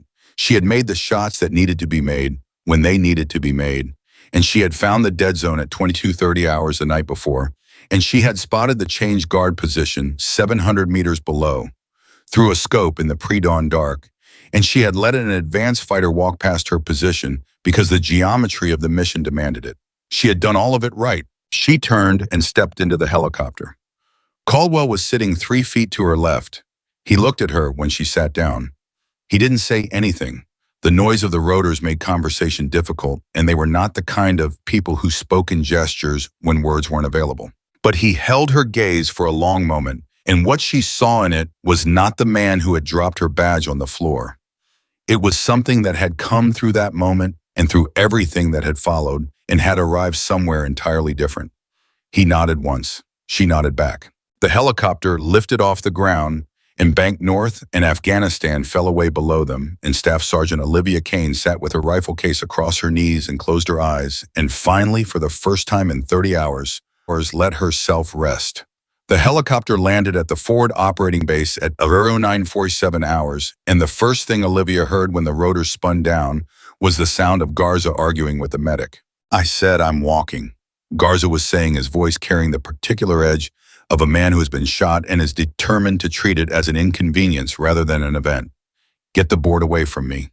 Sergeant, the entry wound is in my arm, not my legs. My legs work fine. She stepped off the helicopter and watched Garza climb down under his own power jaw, set left arm immobilized against his chest, his right hand waving away the medevac board with the impatience of someone swatting at a fly. Reyes was right behind him, close enough to catch him if his legs decided to disagree with his assessment of their functionality, but far enough back to preserve the fiction that Garza didn't need catching. She understood that. She had been in enough of these moments to understand exactly what Garza was doing and why.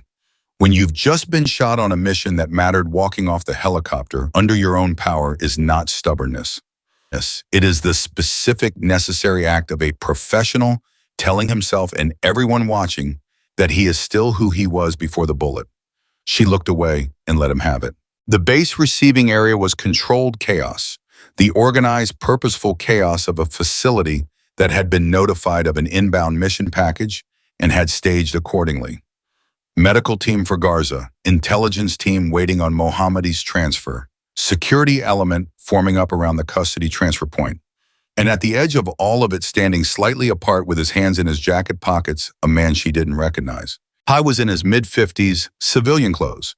The particular kind of civilian clothes that senior government officials wear when they want to signal that they are not in uniform without actually forgetting that they outrank everyone in the room.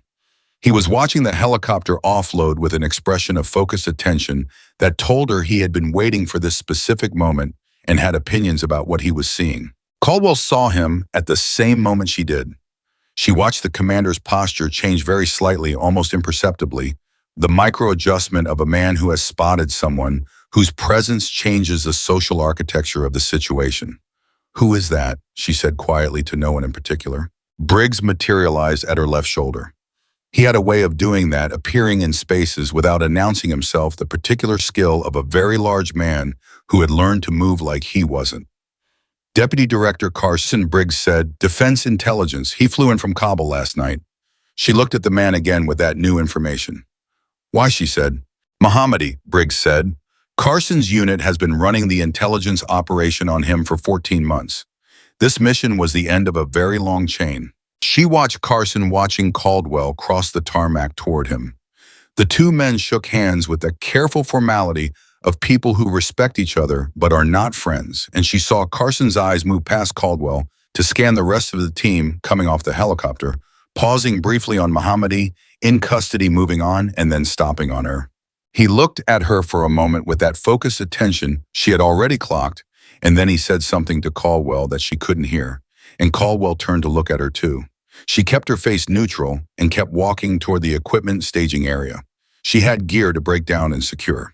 Whatever the conversation on the tarmac was about, it would reach her when it reached her.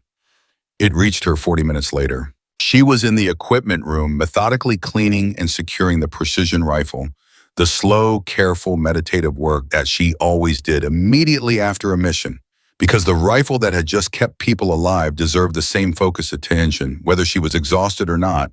When Caldwell walked in and sat down across from her without being invited, she kept working.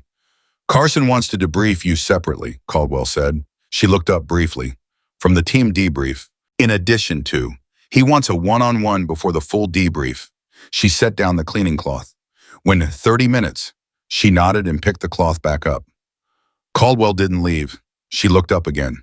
I was watching her work with an expression that she had never seen on him before. Not in the briefing room, not on the range, not on the helicopter ride home. It was the expression of a man who is trying to figure out how to say something that doesn't fit neatly into the language he normally uses. "Carson knew you were on the mission," he said. She kept her face neutral. "He was briefed on the full team package. He knew specifically about your Overwatch role. He asked about it by name before I said anything about the operational details." She was quiet for a moment, running the cloth along the barrel with steady, even strokes. "What did he say?" she said. "He said, oh," Caldwell paused. "He said he was glad someone finally put you in an Overwatch role instead of a back room." The cloth stopped moving. She looked at Caldwell. He looked back at her with that unreadable, becoming readable expression that she had been learning over the past 72 hours. "You know him," Caldwell said. It was not a question. "We've worked adjacent to each other," she said carefully. "Different operations. He ran intelligence support on 2 of the contracts I was attached to before this assignment. He knows your work, apparently." Caldwell was quiet for a moment. "He told me something else," he said. She waited. "He told me that 18 months ago he submitted a recommendation that you be given a permanent assignment to a joint special operations unit. Full integration, not an attachment role." He paused. "The recommendation was declined." She looked at the rifle in her hands. "I know," she said. Caldwell's voice when he spoke again was different, quieter and carrying something that she recognized after a moment as the specific, uncomfortable weight of a man confronting the systemic version of the personal mistake he had already acknowledged. "Who declined it?" he said. She looked at him steadily. "The review board cited concerns about integration protocols for female operators in direct action units," she said. "It was a bureaucratic response. It wasn't personal." "It was exactly personal," Caldwell said. She said nothing. "Kane," he stopped, started again. "I want you to understand something. What I did in that briefing room dropping your badge, I've been in this career for 23 years, and I have never done anything like that to any operator, man or woman. That was not who I am. I don't know entirely why." He stopped again. "You do know why," she said quietly. Not unkind, not angry, just direct. He held her gaze. "Yes," he said, "I do." The silence held between them for a moment, and it was not comfortable, but it was honest, and she had learned over the years that honest discomfort was worth more than comfortable dishonesty. "What happened out there today," he said, "the dead zone, the guard position, the riverbed, the shot on the North security fighter." He paused. That was not a person who needed to prove anything. That was a person who already knew exactly who she was and was waiting for the rest of us to catch up. She looked at him for a long moment. "Captain," she said, "with respect, I have been waiting for the rest of the room to catch up for 9 years. I stopped taking it personally around year 4. Something crossed his face that she couldn't entirely name. "That shouldn't be true," he said. "No," she agreed. "It shouldn't." He stood up. "Carson's meeting is in the intelligence building. Room 4. He knows to expect you in 30 minutes. He walked to the door and then stopped, the same way he always stopped, in doorways, and turned back. "For what it's worth," he said, "the team debrief is going to go differently than any debrief I've run before. Because of what happened today and because of what I didn't do right before it happened." He paused. "I want you in the room when I say that." She looked at him. "I'll be there," she said. He left. She sat for a moment with the rifle in her hands and the cleaning cloth and the quiet of the equipment room, and she let herself feel the full complicated weight of the last 72 hours. The badge on the floor, the ridge in the dark, Garza's voice dropping flat on the radio, the shot on the North security fighter, with 3 feet of clearance, and now this.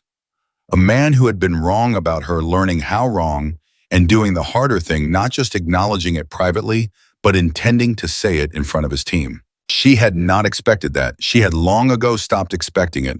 She picked up the cleaning cloth and finished the work. The meeting with Deputy Director Carson lasted 51 minutes and changed everything. He was direct in the way that people who have spent decades in intelligence work tend to be: direct, no preamble, no social lubrication, just the information laid out in the order that made it most useful.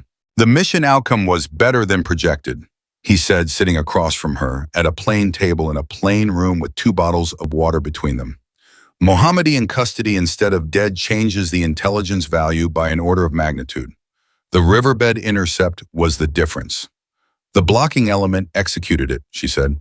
"Because you identified the exit route 6 months ago when nobody asked you to," he said, "and because you found the dead zone the night before the mission and corrected for it." He looked at her steadily. "I've been doing this for 30 years, Sergeant. I know what the difference looks like between a mission that worked because people got lucky and a mission that worked because someone did the work correctly. This was the second kind." She said nothing. She was waiting for what came next. With Carson, there was always a next. "There's an offer on the table," he said, "from my unit. Permanent assignment. Full integration, not an attachment role. You'd be running your own operations, building the intelligence architecture for high-value target missions before they go kinetic. You'd have resources, authority, and a team that reports to you." He paused. "No more back rooms, no more observation-only briefings." She looked at him. "Why now?" she said. "Because Mohammadi is in custody, and the Deputy Secretary has been looking for an operational success story to support the integration initiative he's been trying to get through the review board for the past 2 years. Carson's voice was flat and practical. "I'm not going to pretend the timing is pure. The politics matter, but the offer is real regardless of the politics." She appreciated the honesty. She always appreciated Carson's particular brand of honesty, which never dressed itself up as something it wasn't. "What's the assignment structure?" she said. He told her. For 20 minutes, he laid out the specifics: the unit, the location, the operational scope, the reporting chain, the resources. She listened without interrupting, asking 1 or 2 precise questions when she needed a specific point clarified. She was running the calculation the whole time, the same way she always ran calculations, systematically, without letting what she wanted to be true interfere with what the information actually said. When he finished, she was quiet for a moment. "The SEAL team," she said. "This mission, is it a one-time operational package, or is there a follow-on?" Carson looked at her. "There are 3 follow-on operations in the planning phase. Same regional target set. Caldwell's unit is designated for 2 of them. She looked at the table. If I take the assignment, she said slowly, who runs Overwatch on the follow-on operations? Carson said nothing for a moment. That's an interesting question, he said. It's a practical question, she said. I identified the exit road on this mission because I had 6 months of independent research on the target area. The follow-on operations are in the same region. The intelligence architecture is already built. If I leave, that architecture goes with me. The next Overwatch operator starts from 0. She looked at him. I'm not saying no, I'm saying the timing has a cost. Carson leaned back slightly. You're negotiating, he said. I'm making sure the decision is fully informed, she said. There's a difference. He looked at her for a long moment with an expression that was close to approval, but characteristically too controlled to be comfortable with the word. What would you need to stay through the follow-on operations, he said. A formal role change, she said immediately. Not an attachment, not an observer. A designated operational position on the mission planning team with full briefing, access, and authority to modify tactical plans based on my intelligence assessment. She paused.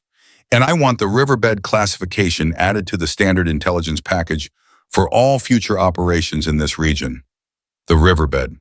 The Soviet topographic charts aren't in any current intelligence database. They should be. There are probably 15 more like them covering other operational areas in this region. I want authorization to build out the full geographic intelligence layer for the regional target set. Carson was looking at her the way she had seen very few people look at her, with the complete undivided attention of someone who has suddenly understood that they are not having the conversation they thought they were having. You're not negotiating for yourself, he said. I'm negotiating for the next mission, she said, and the one after that. He was quiet for what felt like a long time. I'll have the formal role authorization on Caldwell's desk by 1800 hours, he said. The geographic intelligence expansion, I need 2 weeks and a budget conversation with my director. But I'll start it today, she nodded. The permanent assignment offer stays open, he said, when the follow-on operations are complete. Understood, she said. She stood up, she extended her hand, he shook it. One more thing, he said. She waited. The recommendation I submitted 18 months ago, he said. The one that was declined, I want you to know I submitted it again this morning, before the helicopter landed. She looked at him. This time, he said, I included the mission report. She held his gaze for a moment. Thank you, she said. She walked out of the room and into the corridor, and she stood for a moment with her back against the wall and her eyes on the ceiling, and she let herself feel it, the full weight of what had just been offered and what she had just done with it, the specific, complicated emotion of a person who has spent 9 years being told she doesn't belong and is now standing in a corridor being told the opposite by people who have the authority to make it real. She gave herself 30 seconds. Then she straightened up and walked toward the team debrief. The debrief room held everyone, all 12 SEALs, Olivia, 2 intelligence officers, and a base commander who had flown in from the regional headquarters at some point during the morning. Garza was there with his left arm in a formal sling, now clean bandaging the medevac team, apparently having won the argument about field dressing versus proper wrapping, even if they'd lost the argument about the board. He sat in the back row with Reyes beside him, and his jaw set in the way she had already come to recognize as his default expression. Caldwell stood at the front of the room. He ran the mission debrief the way he ran everything, methodically, precisely in sequence. He went through the timeline from insertion to extraction, hitting each decision point, each adaptation, each outcome. He was thorough and exact and gave credit where credit was due with the clean efficiency of a man who doesn't editorialize. And then he stopped. He stopped in the middle of the debrief right after the point where he described the compressed H-hour decision, and he looked at his team and he said something that she had not expected him to say in quite the way he said it. Before we go further, he said, I want to address something that happened in this unit over the past 72 hours that has bearing on how we operate going forward. The room went very still. 2 days ago, I conducted myself in a manner that was not consistent with the standards I hold this team to, he said. I dismissed a qualified operator's intelligence assessment without examining it. I publicly undermined her authority in front of this team, and I responded to her credentials with an action. He paused. that I am not going to describe in detail because anyone in this room who was there knows exactly what I'm referring to, and anyone who wasn't there doesn't need the specifics to understand the point. Nobody moved. Nobody spoke. The intelligence that Sergeant Kane brought to this unit, Caldwell continued, identified the secondary exit route that allowed us to capture the primary target instead of losing him.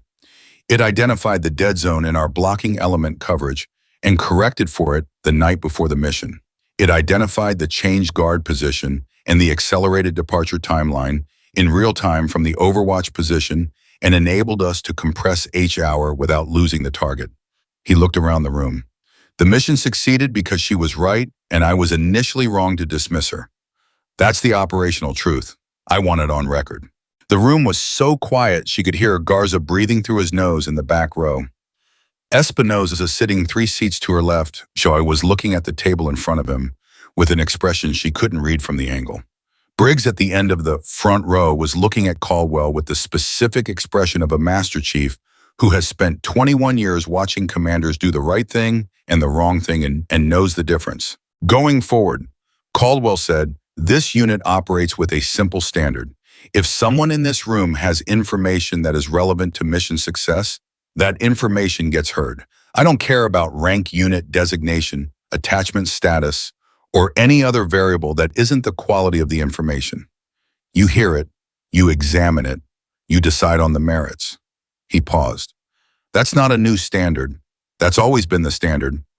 I failed to apply it. I'm telling you now because you deserve to know it and because Sergeant Kane deserves to have it said out loud in the room where it happened. He looked at her. Everyone in the room looked at her. She held Caldwell's gaze and she kept her face composed and she felt something that she hadn't expected to feel in that room. Not vindication exactly, because vindication implied she had needed the room's validation and she had long ago stopped needing it. Something different. Something that had more to do with the specific rare experience of being seen accurately in public by someone who had the authority and the honesty to say what they saw. It was not nothing. After a moment, she nodded. Caldwell nodded back. Then he returned to the debrief and kept moving, and the room adjusted, and the work continued. After the formal debrief concluded, the informal part of it began, the part that always happened in the margins of the official session. The conversations in small clusters, the processing that operators do when they're not on the record. She was gathering her materials when Espinosa appeared beside her. "Can I ask you something?" he said. "Sure," she said. "The shot on the North security fighter, 3 feet from Mohammadi." He looked at her steadily. "Did you know, were you certain that you weren't going to hit him?" She looked back at him with equal steadiness. "I was certain of my capability," she said. "I was not certain of every variable. There's a difference. Wind shifts, the target moves, something unexpected happens." She paused. "What I was certain of was that not taking the shot was the worst option. If the North security fighter got Mohammadi back into the compound, we lost him. The risk of the shot was real. The cost of not taking it was higher." "How do you make that call?" he said. "In the moment. How do you decide?" She thought about it honestly. "You train until the calculation is faster than your doubt," she said, "and then you trust the training." She paused. "And you know that if something goes wrong despite doing everything right, that's not failure. That's the cost of operating in conditions where nothing is guaranteed." She looked at him. "What you can't do is not take the shot because you're afraid of the weight of it. The weight is always there. You learn to carry it." He was quiet for a moment. "I've been on 6 deployments," he said. "I've never heard anyone describe it that way." "It's the only way I know how to describe it," she said. He nodded slowly. "I told you before the mission," he said, "that you were going to be the most important person out there." "You did," she said. "I was right," he said simply. "And I want you to know before whatever happens next, before you take the new assignment or stay with this unit or whatever Carson offered you in that meeting." He paused. "I want you to know that every single person in this unit is going to remember this mission for the rest of their careers. Not just what you did on the ridge, but what you did in the briefing room, the way you handled it." She looked at him. "You mean when Caldwell dropped the badge?" she said. "I mean the 3 seconds after," he said. "When you looked at it on the floor and then looked at him and didn't say a word. I've been thinking about those 3 seconds since it happened." He paused. "That was the strongest thing I've seen anyone do in this job. and I've seen people do extraordinary things." She was quiet for a moment. "It wasn't strength," she said. "It was strategy." "It was both," he said. She didn't argue. At 600 hours, as the day was beginning to cool, and the base was settling into the particular rhythm of post-mission administrative work, Briggs found her in the common area sitting alone with a cup of coffee and her notebook. He sat down across from her and put his own coffee on the table and looked at her for a moment. "Carson's authorization came through," he said. "Caldwell got it at 1552. You're formally designated as Operational Intelligence Lead for the follow-on mission planning package." She looked up from her notebook. "That was fast," she said. "Carson doesn't waste time when he's decided something," Briggs said. She looked back at her notebook. "Briggs," she said. "Yeah. The follow-on operations, the ones in the planning phase." She paused. "I'm going to need access to the full regional intelligence archive, not the standard package, the raw archive." "Why?" "Because I think there are at least 4 more geographic gaps in the current operational picture that look like what I found in the dry riverbed. Exits and approaches that aren't in the standard database because nobody went back to the Soviet-era topographic surveys." She looked up at him. "If I'm right, the follow-on missions have the same structural vulnerability this one had, and we got lucky today that we caught it in time." Briggs looked at her steadily. "You think this mission was lucky?" he said. "I think this mission succeeded because we corrected for the vulnerability 24 hours before deployment," she said. "That's not luck. But finding the vulnerability with less than a day to spare, that's tighter than it should be." She paused. "I want to find the rest of them before the next mission, not the night before." Briggs was quiet for a moment. "I'll get you the archive access," he said. "Full regional intelligence package. Whatever you need." "Thank you." He picked up his coffee. He didn't leave. "Can I ask you something?" he said. She looked at him. "You're the third person to ask me that today." "Occupational hazards," he said. "You're interesting." She almost smiled. "Almost." "Ask," she said. 9 years, he said. "Running solo operations, attachments, backroom intelligence work. Why didn't you push harder for a formal integration assignment before now? With your qualifications, you could have—" "I pushed 3 times," she said. Year 2, year 5, and year 7. Each time, the review board cited integration protocol concerns. She held his gaze. "The 4th time I pushed it, I realized I was spending more energy fighting the system than doing the work. So I stopped fighting the system and focused on doing the work so well that eventually the system would have to acknowledge it. And," he said, "and here I am," she said, "talking to a master chief about archive access for follow-on mission planning at a forward operating base in Afghanistan." She paused. "It took 9 years. It shouldn't have taken 9 years. But here I am." Briggs looked at her for a long moment. "For what it's worth," he said, "I've been in this branch for 21 years. I've worked with maybe 3 people in that time who have what you have. That combination of analytical precision and operational capability under pressure." He paused. "Maybe 2.5. 2.5, she said. "One of them was a little inconsistent under pressure," he said. She did smile this time. It was small and brief, but it was real. "The team," she said. "They're good. They're very good," he said. "Espinosa," she said. "He's going to be exceptional." Briggs looked at her. "He's already exceptional," he said. "He's just young enough that he doesn't fully know it yet." "I know," she said. "That's the best kind." They sat in comfortable silence for a moment. 2 professionals at the end of a long mission, drinking coffee in the early evening quiet of a forward operating base. Outside somewhere, the paperwork was already moving, the mission report, the custody transfer documentation, Carson's recommendation, the archive access request, the formal role authorization. All of it moving through the system, each piece carrying forward the consequences of decisions made in the previous 72 hours. And at 1743 hours, one more consequence arrived. Caldwell walked into the common area and stopped in front of the table where Olivia and Briggs were sitting and looked at Olivia with an expression she had learned to read over the course of 3 days that now felt like a month. "Team dinner," he said, 1900 hours, full unit. He paused. "You're included, not as an attachment, as a member of this team." She looked at him. "Sir," she said, "I've been a member of this team since the helicopter touched down in Afghanistan." He held her gaze. "Yes," he said quietly, "you have been." He paused.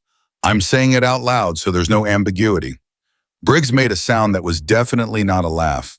It was too compressed and too controlled for that, but it was something in the same neighborhood. Caldwell looked at him briefly with the expression of a man who recognizes when he is being gently and professionally ribbed by someone he trusts completely, and he chose to let it pass.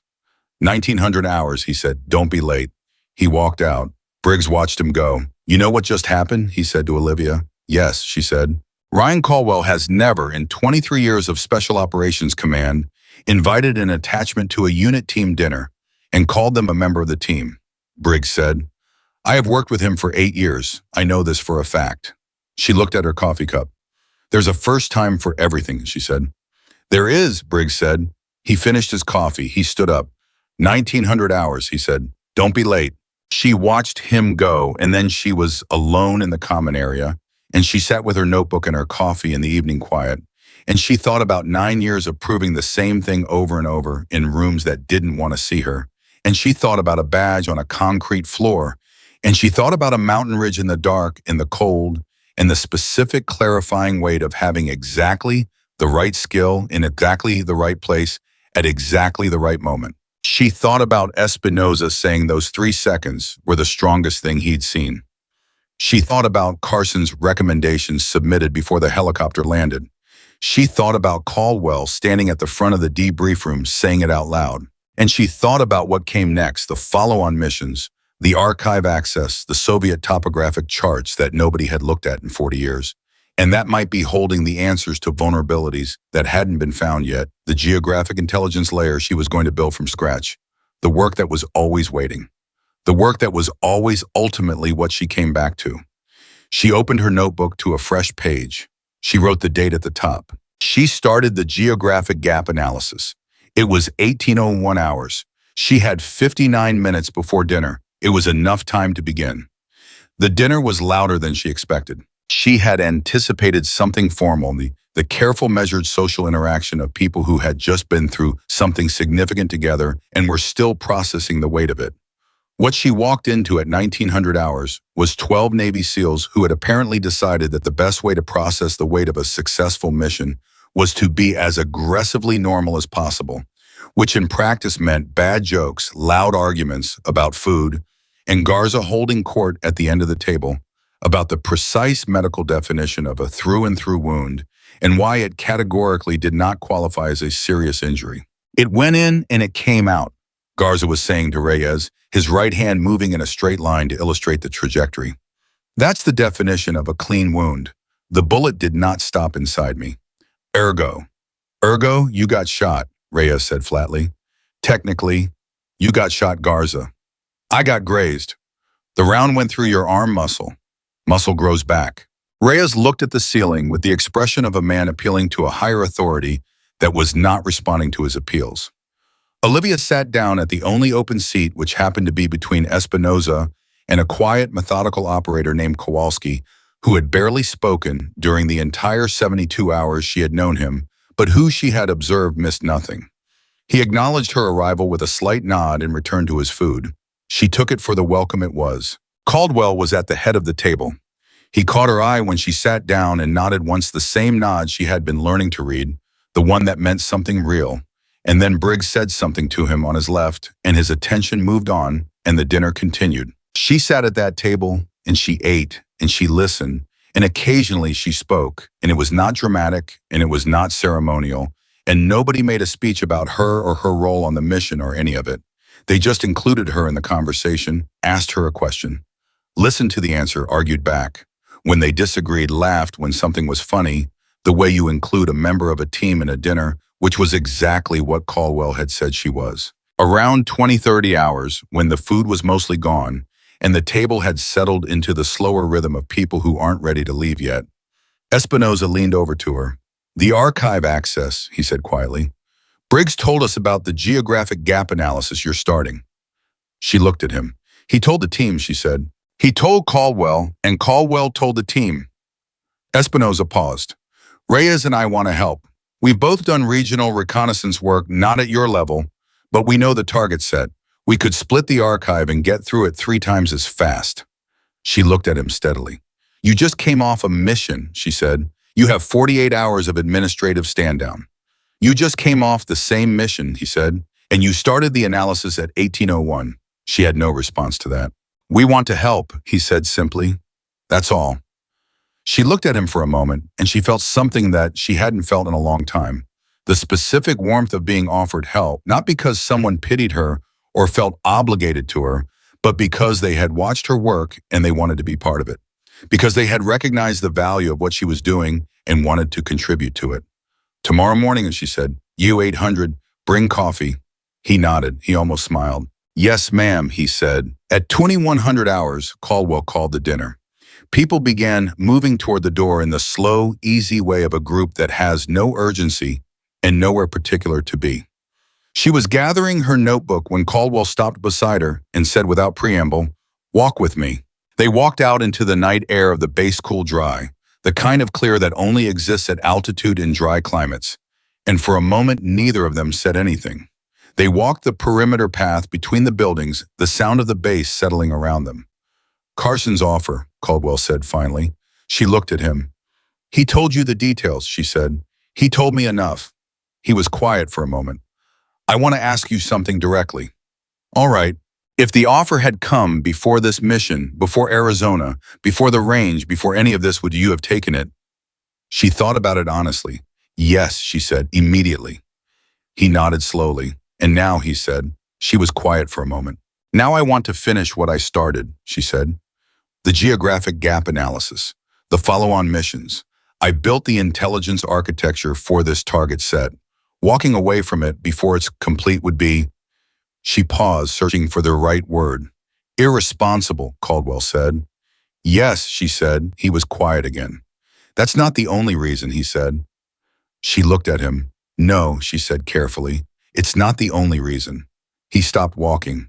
She stopped beside him. Say it, he said. Whatever the other reason is, say it directly.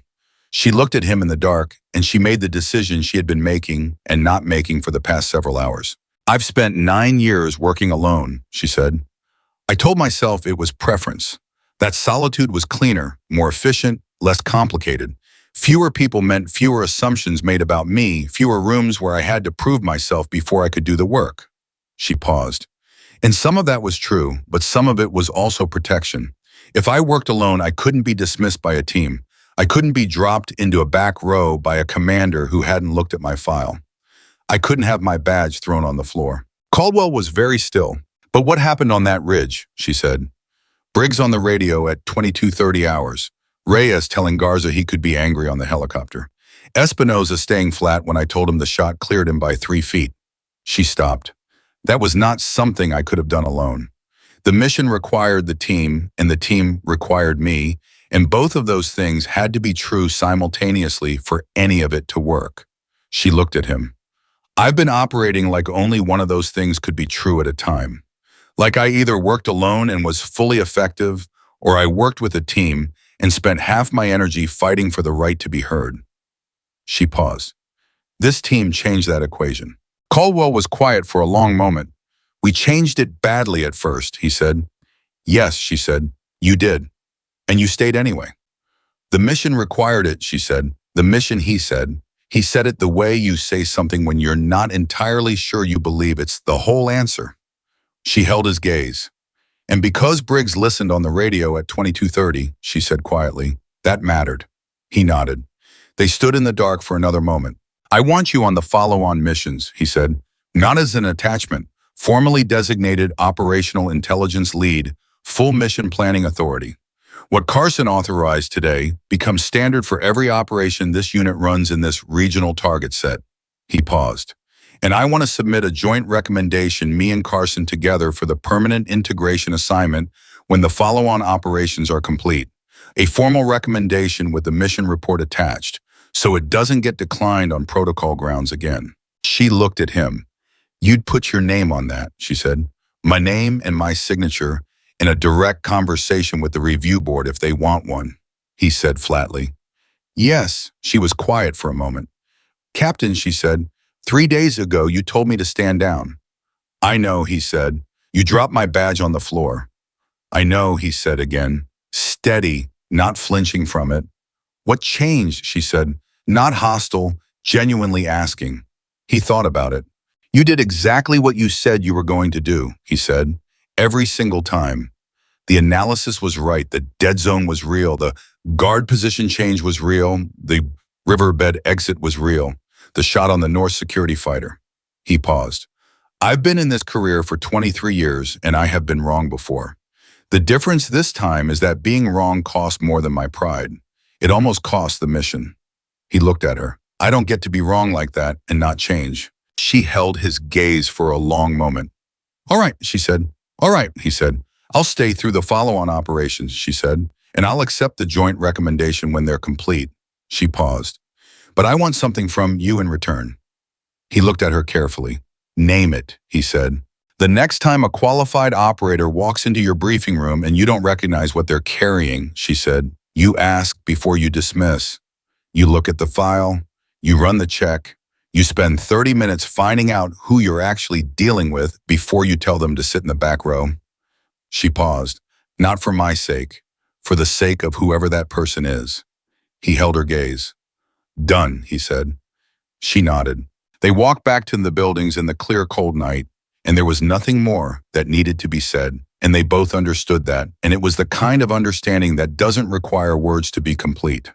The next 12 days were the most productive of Olivia Kane's professional life. She started the archive analysis at 0800, the morning after the mission, with Espinoza and Reyes sitting across from her in the intelligence room, 3 cups of coffee on the table, and the full regional archive spread across their screens.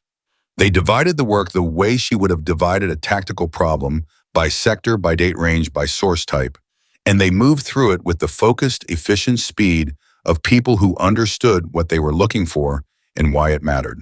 By the end of the first day, they had found 2 additional geographic gaps. One was a tunnel system that had appeared in a 1983 Soviet engineering survey, but had no corresponding entry in the current intelligence database, a tunnel that ran beneath a compound that was on the follow-on mission target list. The second was a seasonal riverbed drive from October through March that connected 2 compounds in the target set via a route that no current surveillance coverage was monitoring. She brought both findings to Caldwell at 1900 hours. He looked at them for a long time without speaking.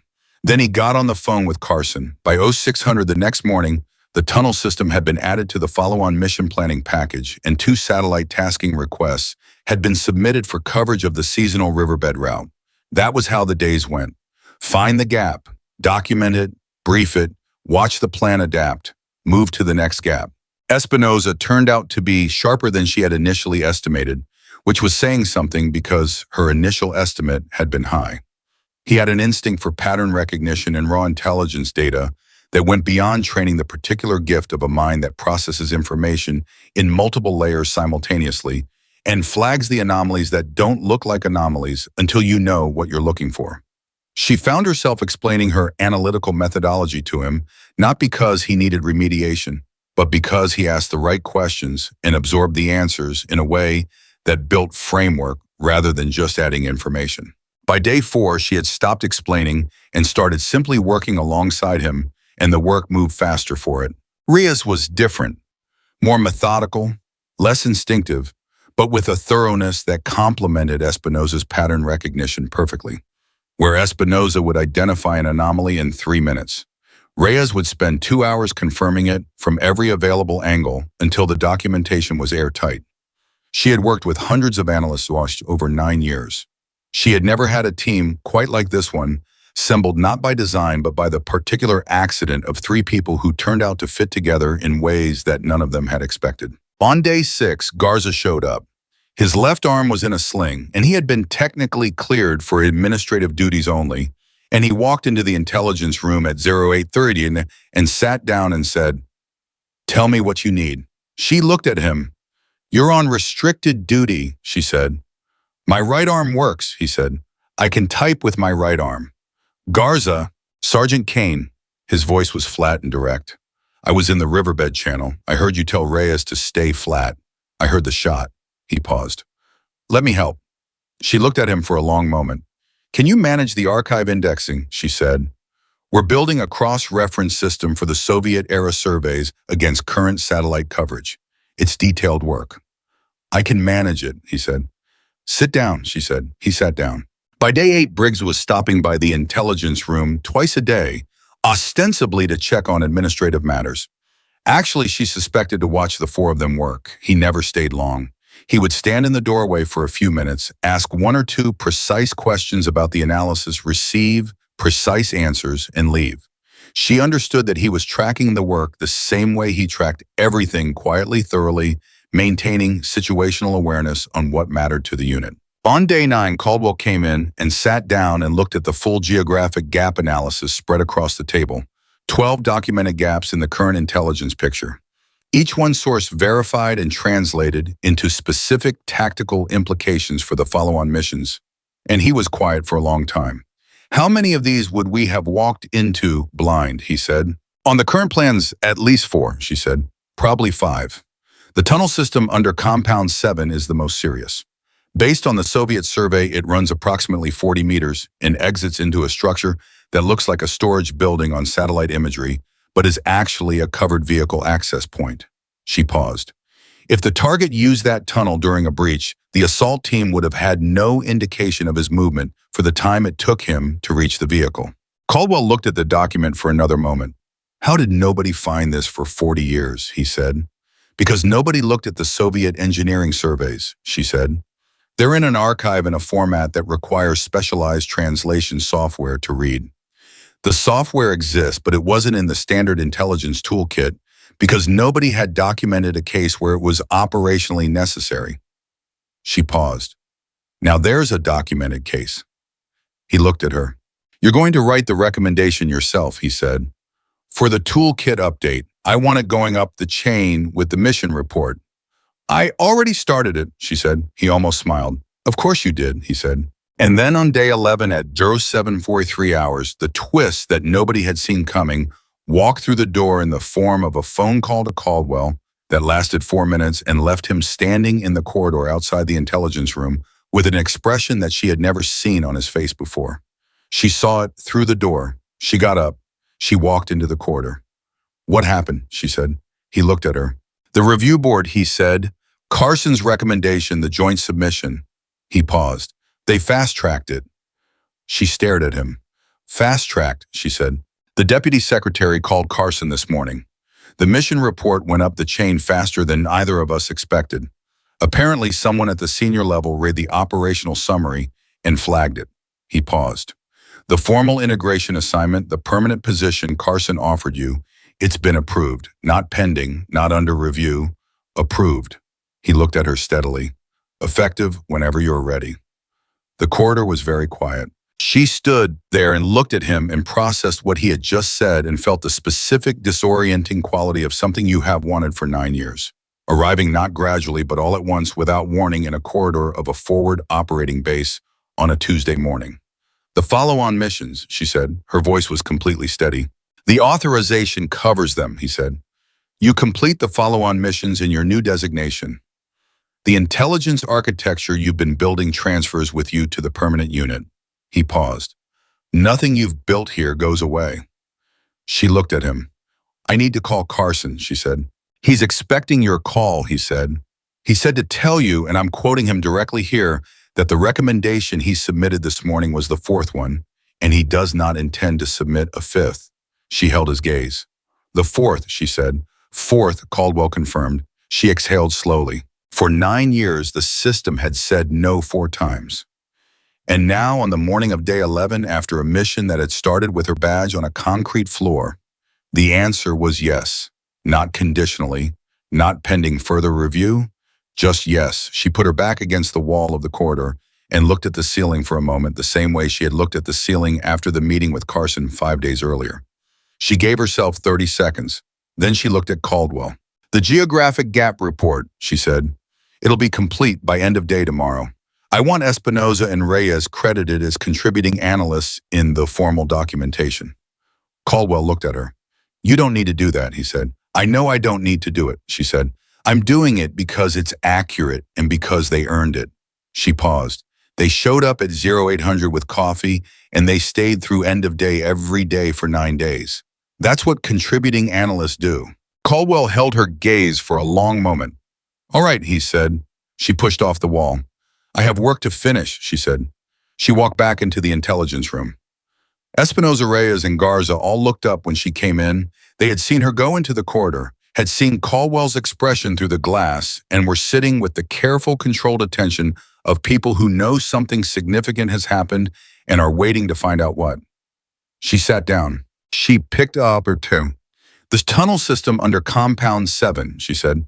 "I want to cross-reference the exit coordinates against the vehicle access route before we finalize the documentation." She looked at Espinosa. "Pull the satellite coverage from November through January. I want to see if there's any pattern of life activity near the exit point that we've been misidentifying as maintenance traffic." Espinosa looked at her for a moment. "Are you going to tell us what just happened in the corridor?" he said. "Later," she said. "Work first." He looked at her steadily. "You're taking the assignment," he said. Not a question. She looked back at him. "Later," she said again. He nodded. He pulled up the satellite coverage. They worked. At 11:30 hours, Briggs appeared in the doorway. She looked at him. "You know," she said, "Caldwell told me 40 minutes ago," he said, "and you waited 40 minutes. You look busy," he said. She looked at him for a long moment, and then she looked at Espinosa and Reyes and Garza, all three of them watching the exchange with varying degrees of success at concealing their interest. She set down her pen. "The assignment is approved," she said. "Permanent integration. The follow-on missions are included. I'll complete the regional intelligence work and transition into the permanent unit afterward." The room was quiet for a moment. Then Garza said, "About time," in the flat, direct voice of a man who considers this assessment to be so obvious that it barely needed saying. Reyes said nothing. He looked at the table for a moment and then looked up and nodded once the way you nod when something is exactly right and you don't have words for it.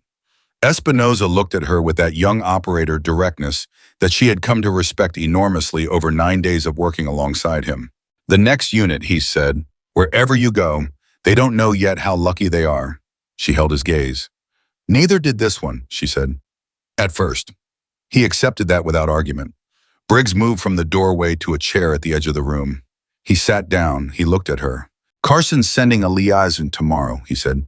"Administrative transition package. But he said to tell you there's no timeline pressure. The follow-on mission schedule drives the transition date, not the other way around." "I know," she said. "I spoke to him an hour ago." Briggs nodded. "What did he say?" Espinosa asked. She considered for a moment. "He said he was glad someone finally put me in an Overwatch role instead of a back room," she said. Espinosa stared at her. "He's known your whole time," he said slowly. "How long you've been operating at this level. And it still took—" "Yes," she said simply. "It still took." The room was quiet. "That's not right," Reyes said. It was almost identical to what Espinosa had said to her in the briefing room the morning after Caldwell dropped the badge. The same words, the same flat, honest delivery. She wondered if they knew they had both said it, and she thought probably they didn't. And she thought that was the most honest thing about it, that the instinct to name something wrong was genuine and immediate and uncoordinated, that it didn't require discussion or consensus, that it simply rose up in people who had working moral compasses. "No," she said, "it wasn't right, and now it's different." She picked up her pen. "That's what matters today." She meant it. She had spent enough of her career living in the injustice of what had been to know that it was a place you could inhabit forever if you chose to, a place that would keep you warm with its anger, but would eventually consume the energy that was supposed to go into the work. She had made her peace with the distance between what should have been and what was, and she had put that distance to use, and now the distance was closing, and she was going to keep putting the energy into the work because that was who she was and had always been. The geographic gap report was completed at 1847 hours on day 12. It was 43 pages. It documented 12 geographic vulnerabilities in the current regional intelligence picture, each one sourced from Soviet-era survey data and cross-referenced against current satellite coverage and pattern of life analysis. It included specific tactical implications for each gap, recommended surveillance adjustments in a methodology section that explained how to apply the same analytical approach to other operational regions worldwide. On the cover page under her name were 2 additional names: Espinosa M., contributing analyst; Reyes D., contributing analyst. She submitted it to Caldwell at 19:02 hours. He read the cover page and looked at the 2 names and looked at her and said nothing for a moment. They earned it, she said. I know they did, he said. He read the full report that night. She knew because he called her at 02 5 hours with 3 questions about the methodology section, the specific detailed questions of a man who has read something thoroughly enough to find the places where he needs more information. She answered all 3 from memory, lying on her bunk in the dark because she had written the methodology section herself, and it was not possible for her to have questions about it that she couldn't answer. When she had answered the 3rd question, there was a pause. This is the best piece of regional intelligence analysis I have received in 23 years of Special Operations Command, Caldwell said. She was quiet for a moment. Thank you, Captain, she said. Go to sleep, Sergeant, he said. Yes, sir, she said. She lay in the dark and looked at the ceiling and listened to the quiet of the base at 02:20 hours, and she thought about what tomorrow was going to be the last day of the Geographic Gap Project, the beginning of the transition planning, the first formal meeting as a permanently integrated operator rather than a back row attachment, and she felt the weight of it settle onto her. Not the heavy weight of what she'd carried for 9 years, but something cleaner and more forward-looking. The weight of what came next, the weight of work that mattered, supported by people who understood its value. She thought about a badge on a concrete floor. She thought about 3 seconds of silence. She thought about a steel target ringing in the desert air at over a mile and a mountain ridge in the dark, and Garza's voice dropping flat on a radio.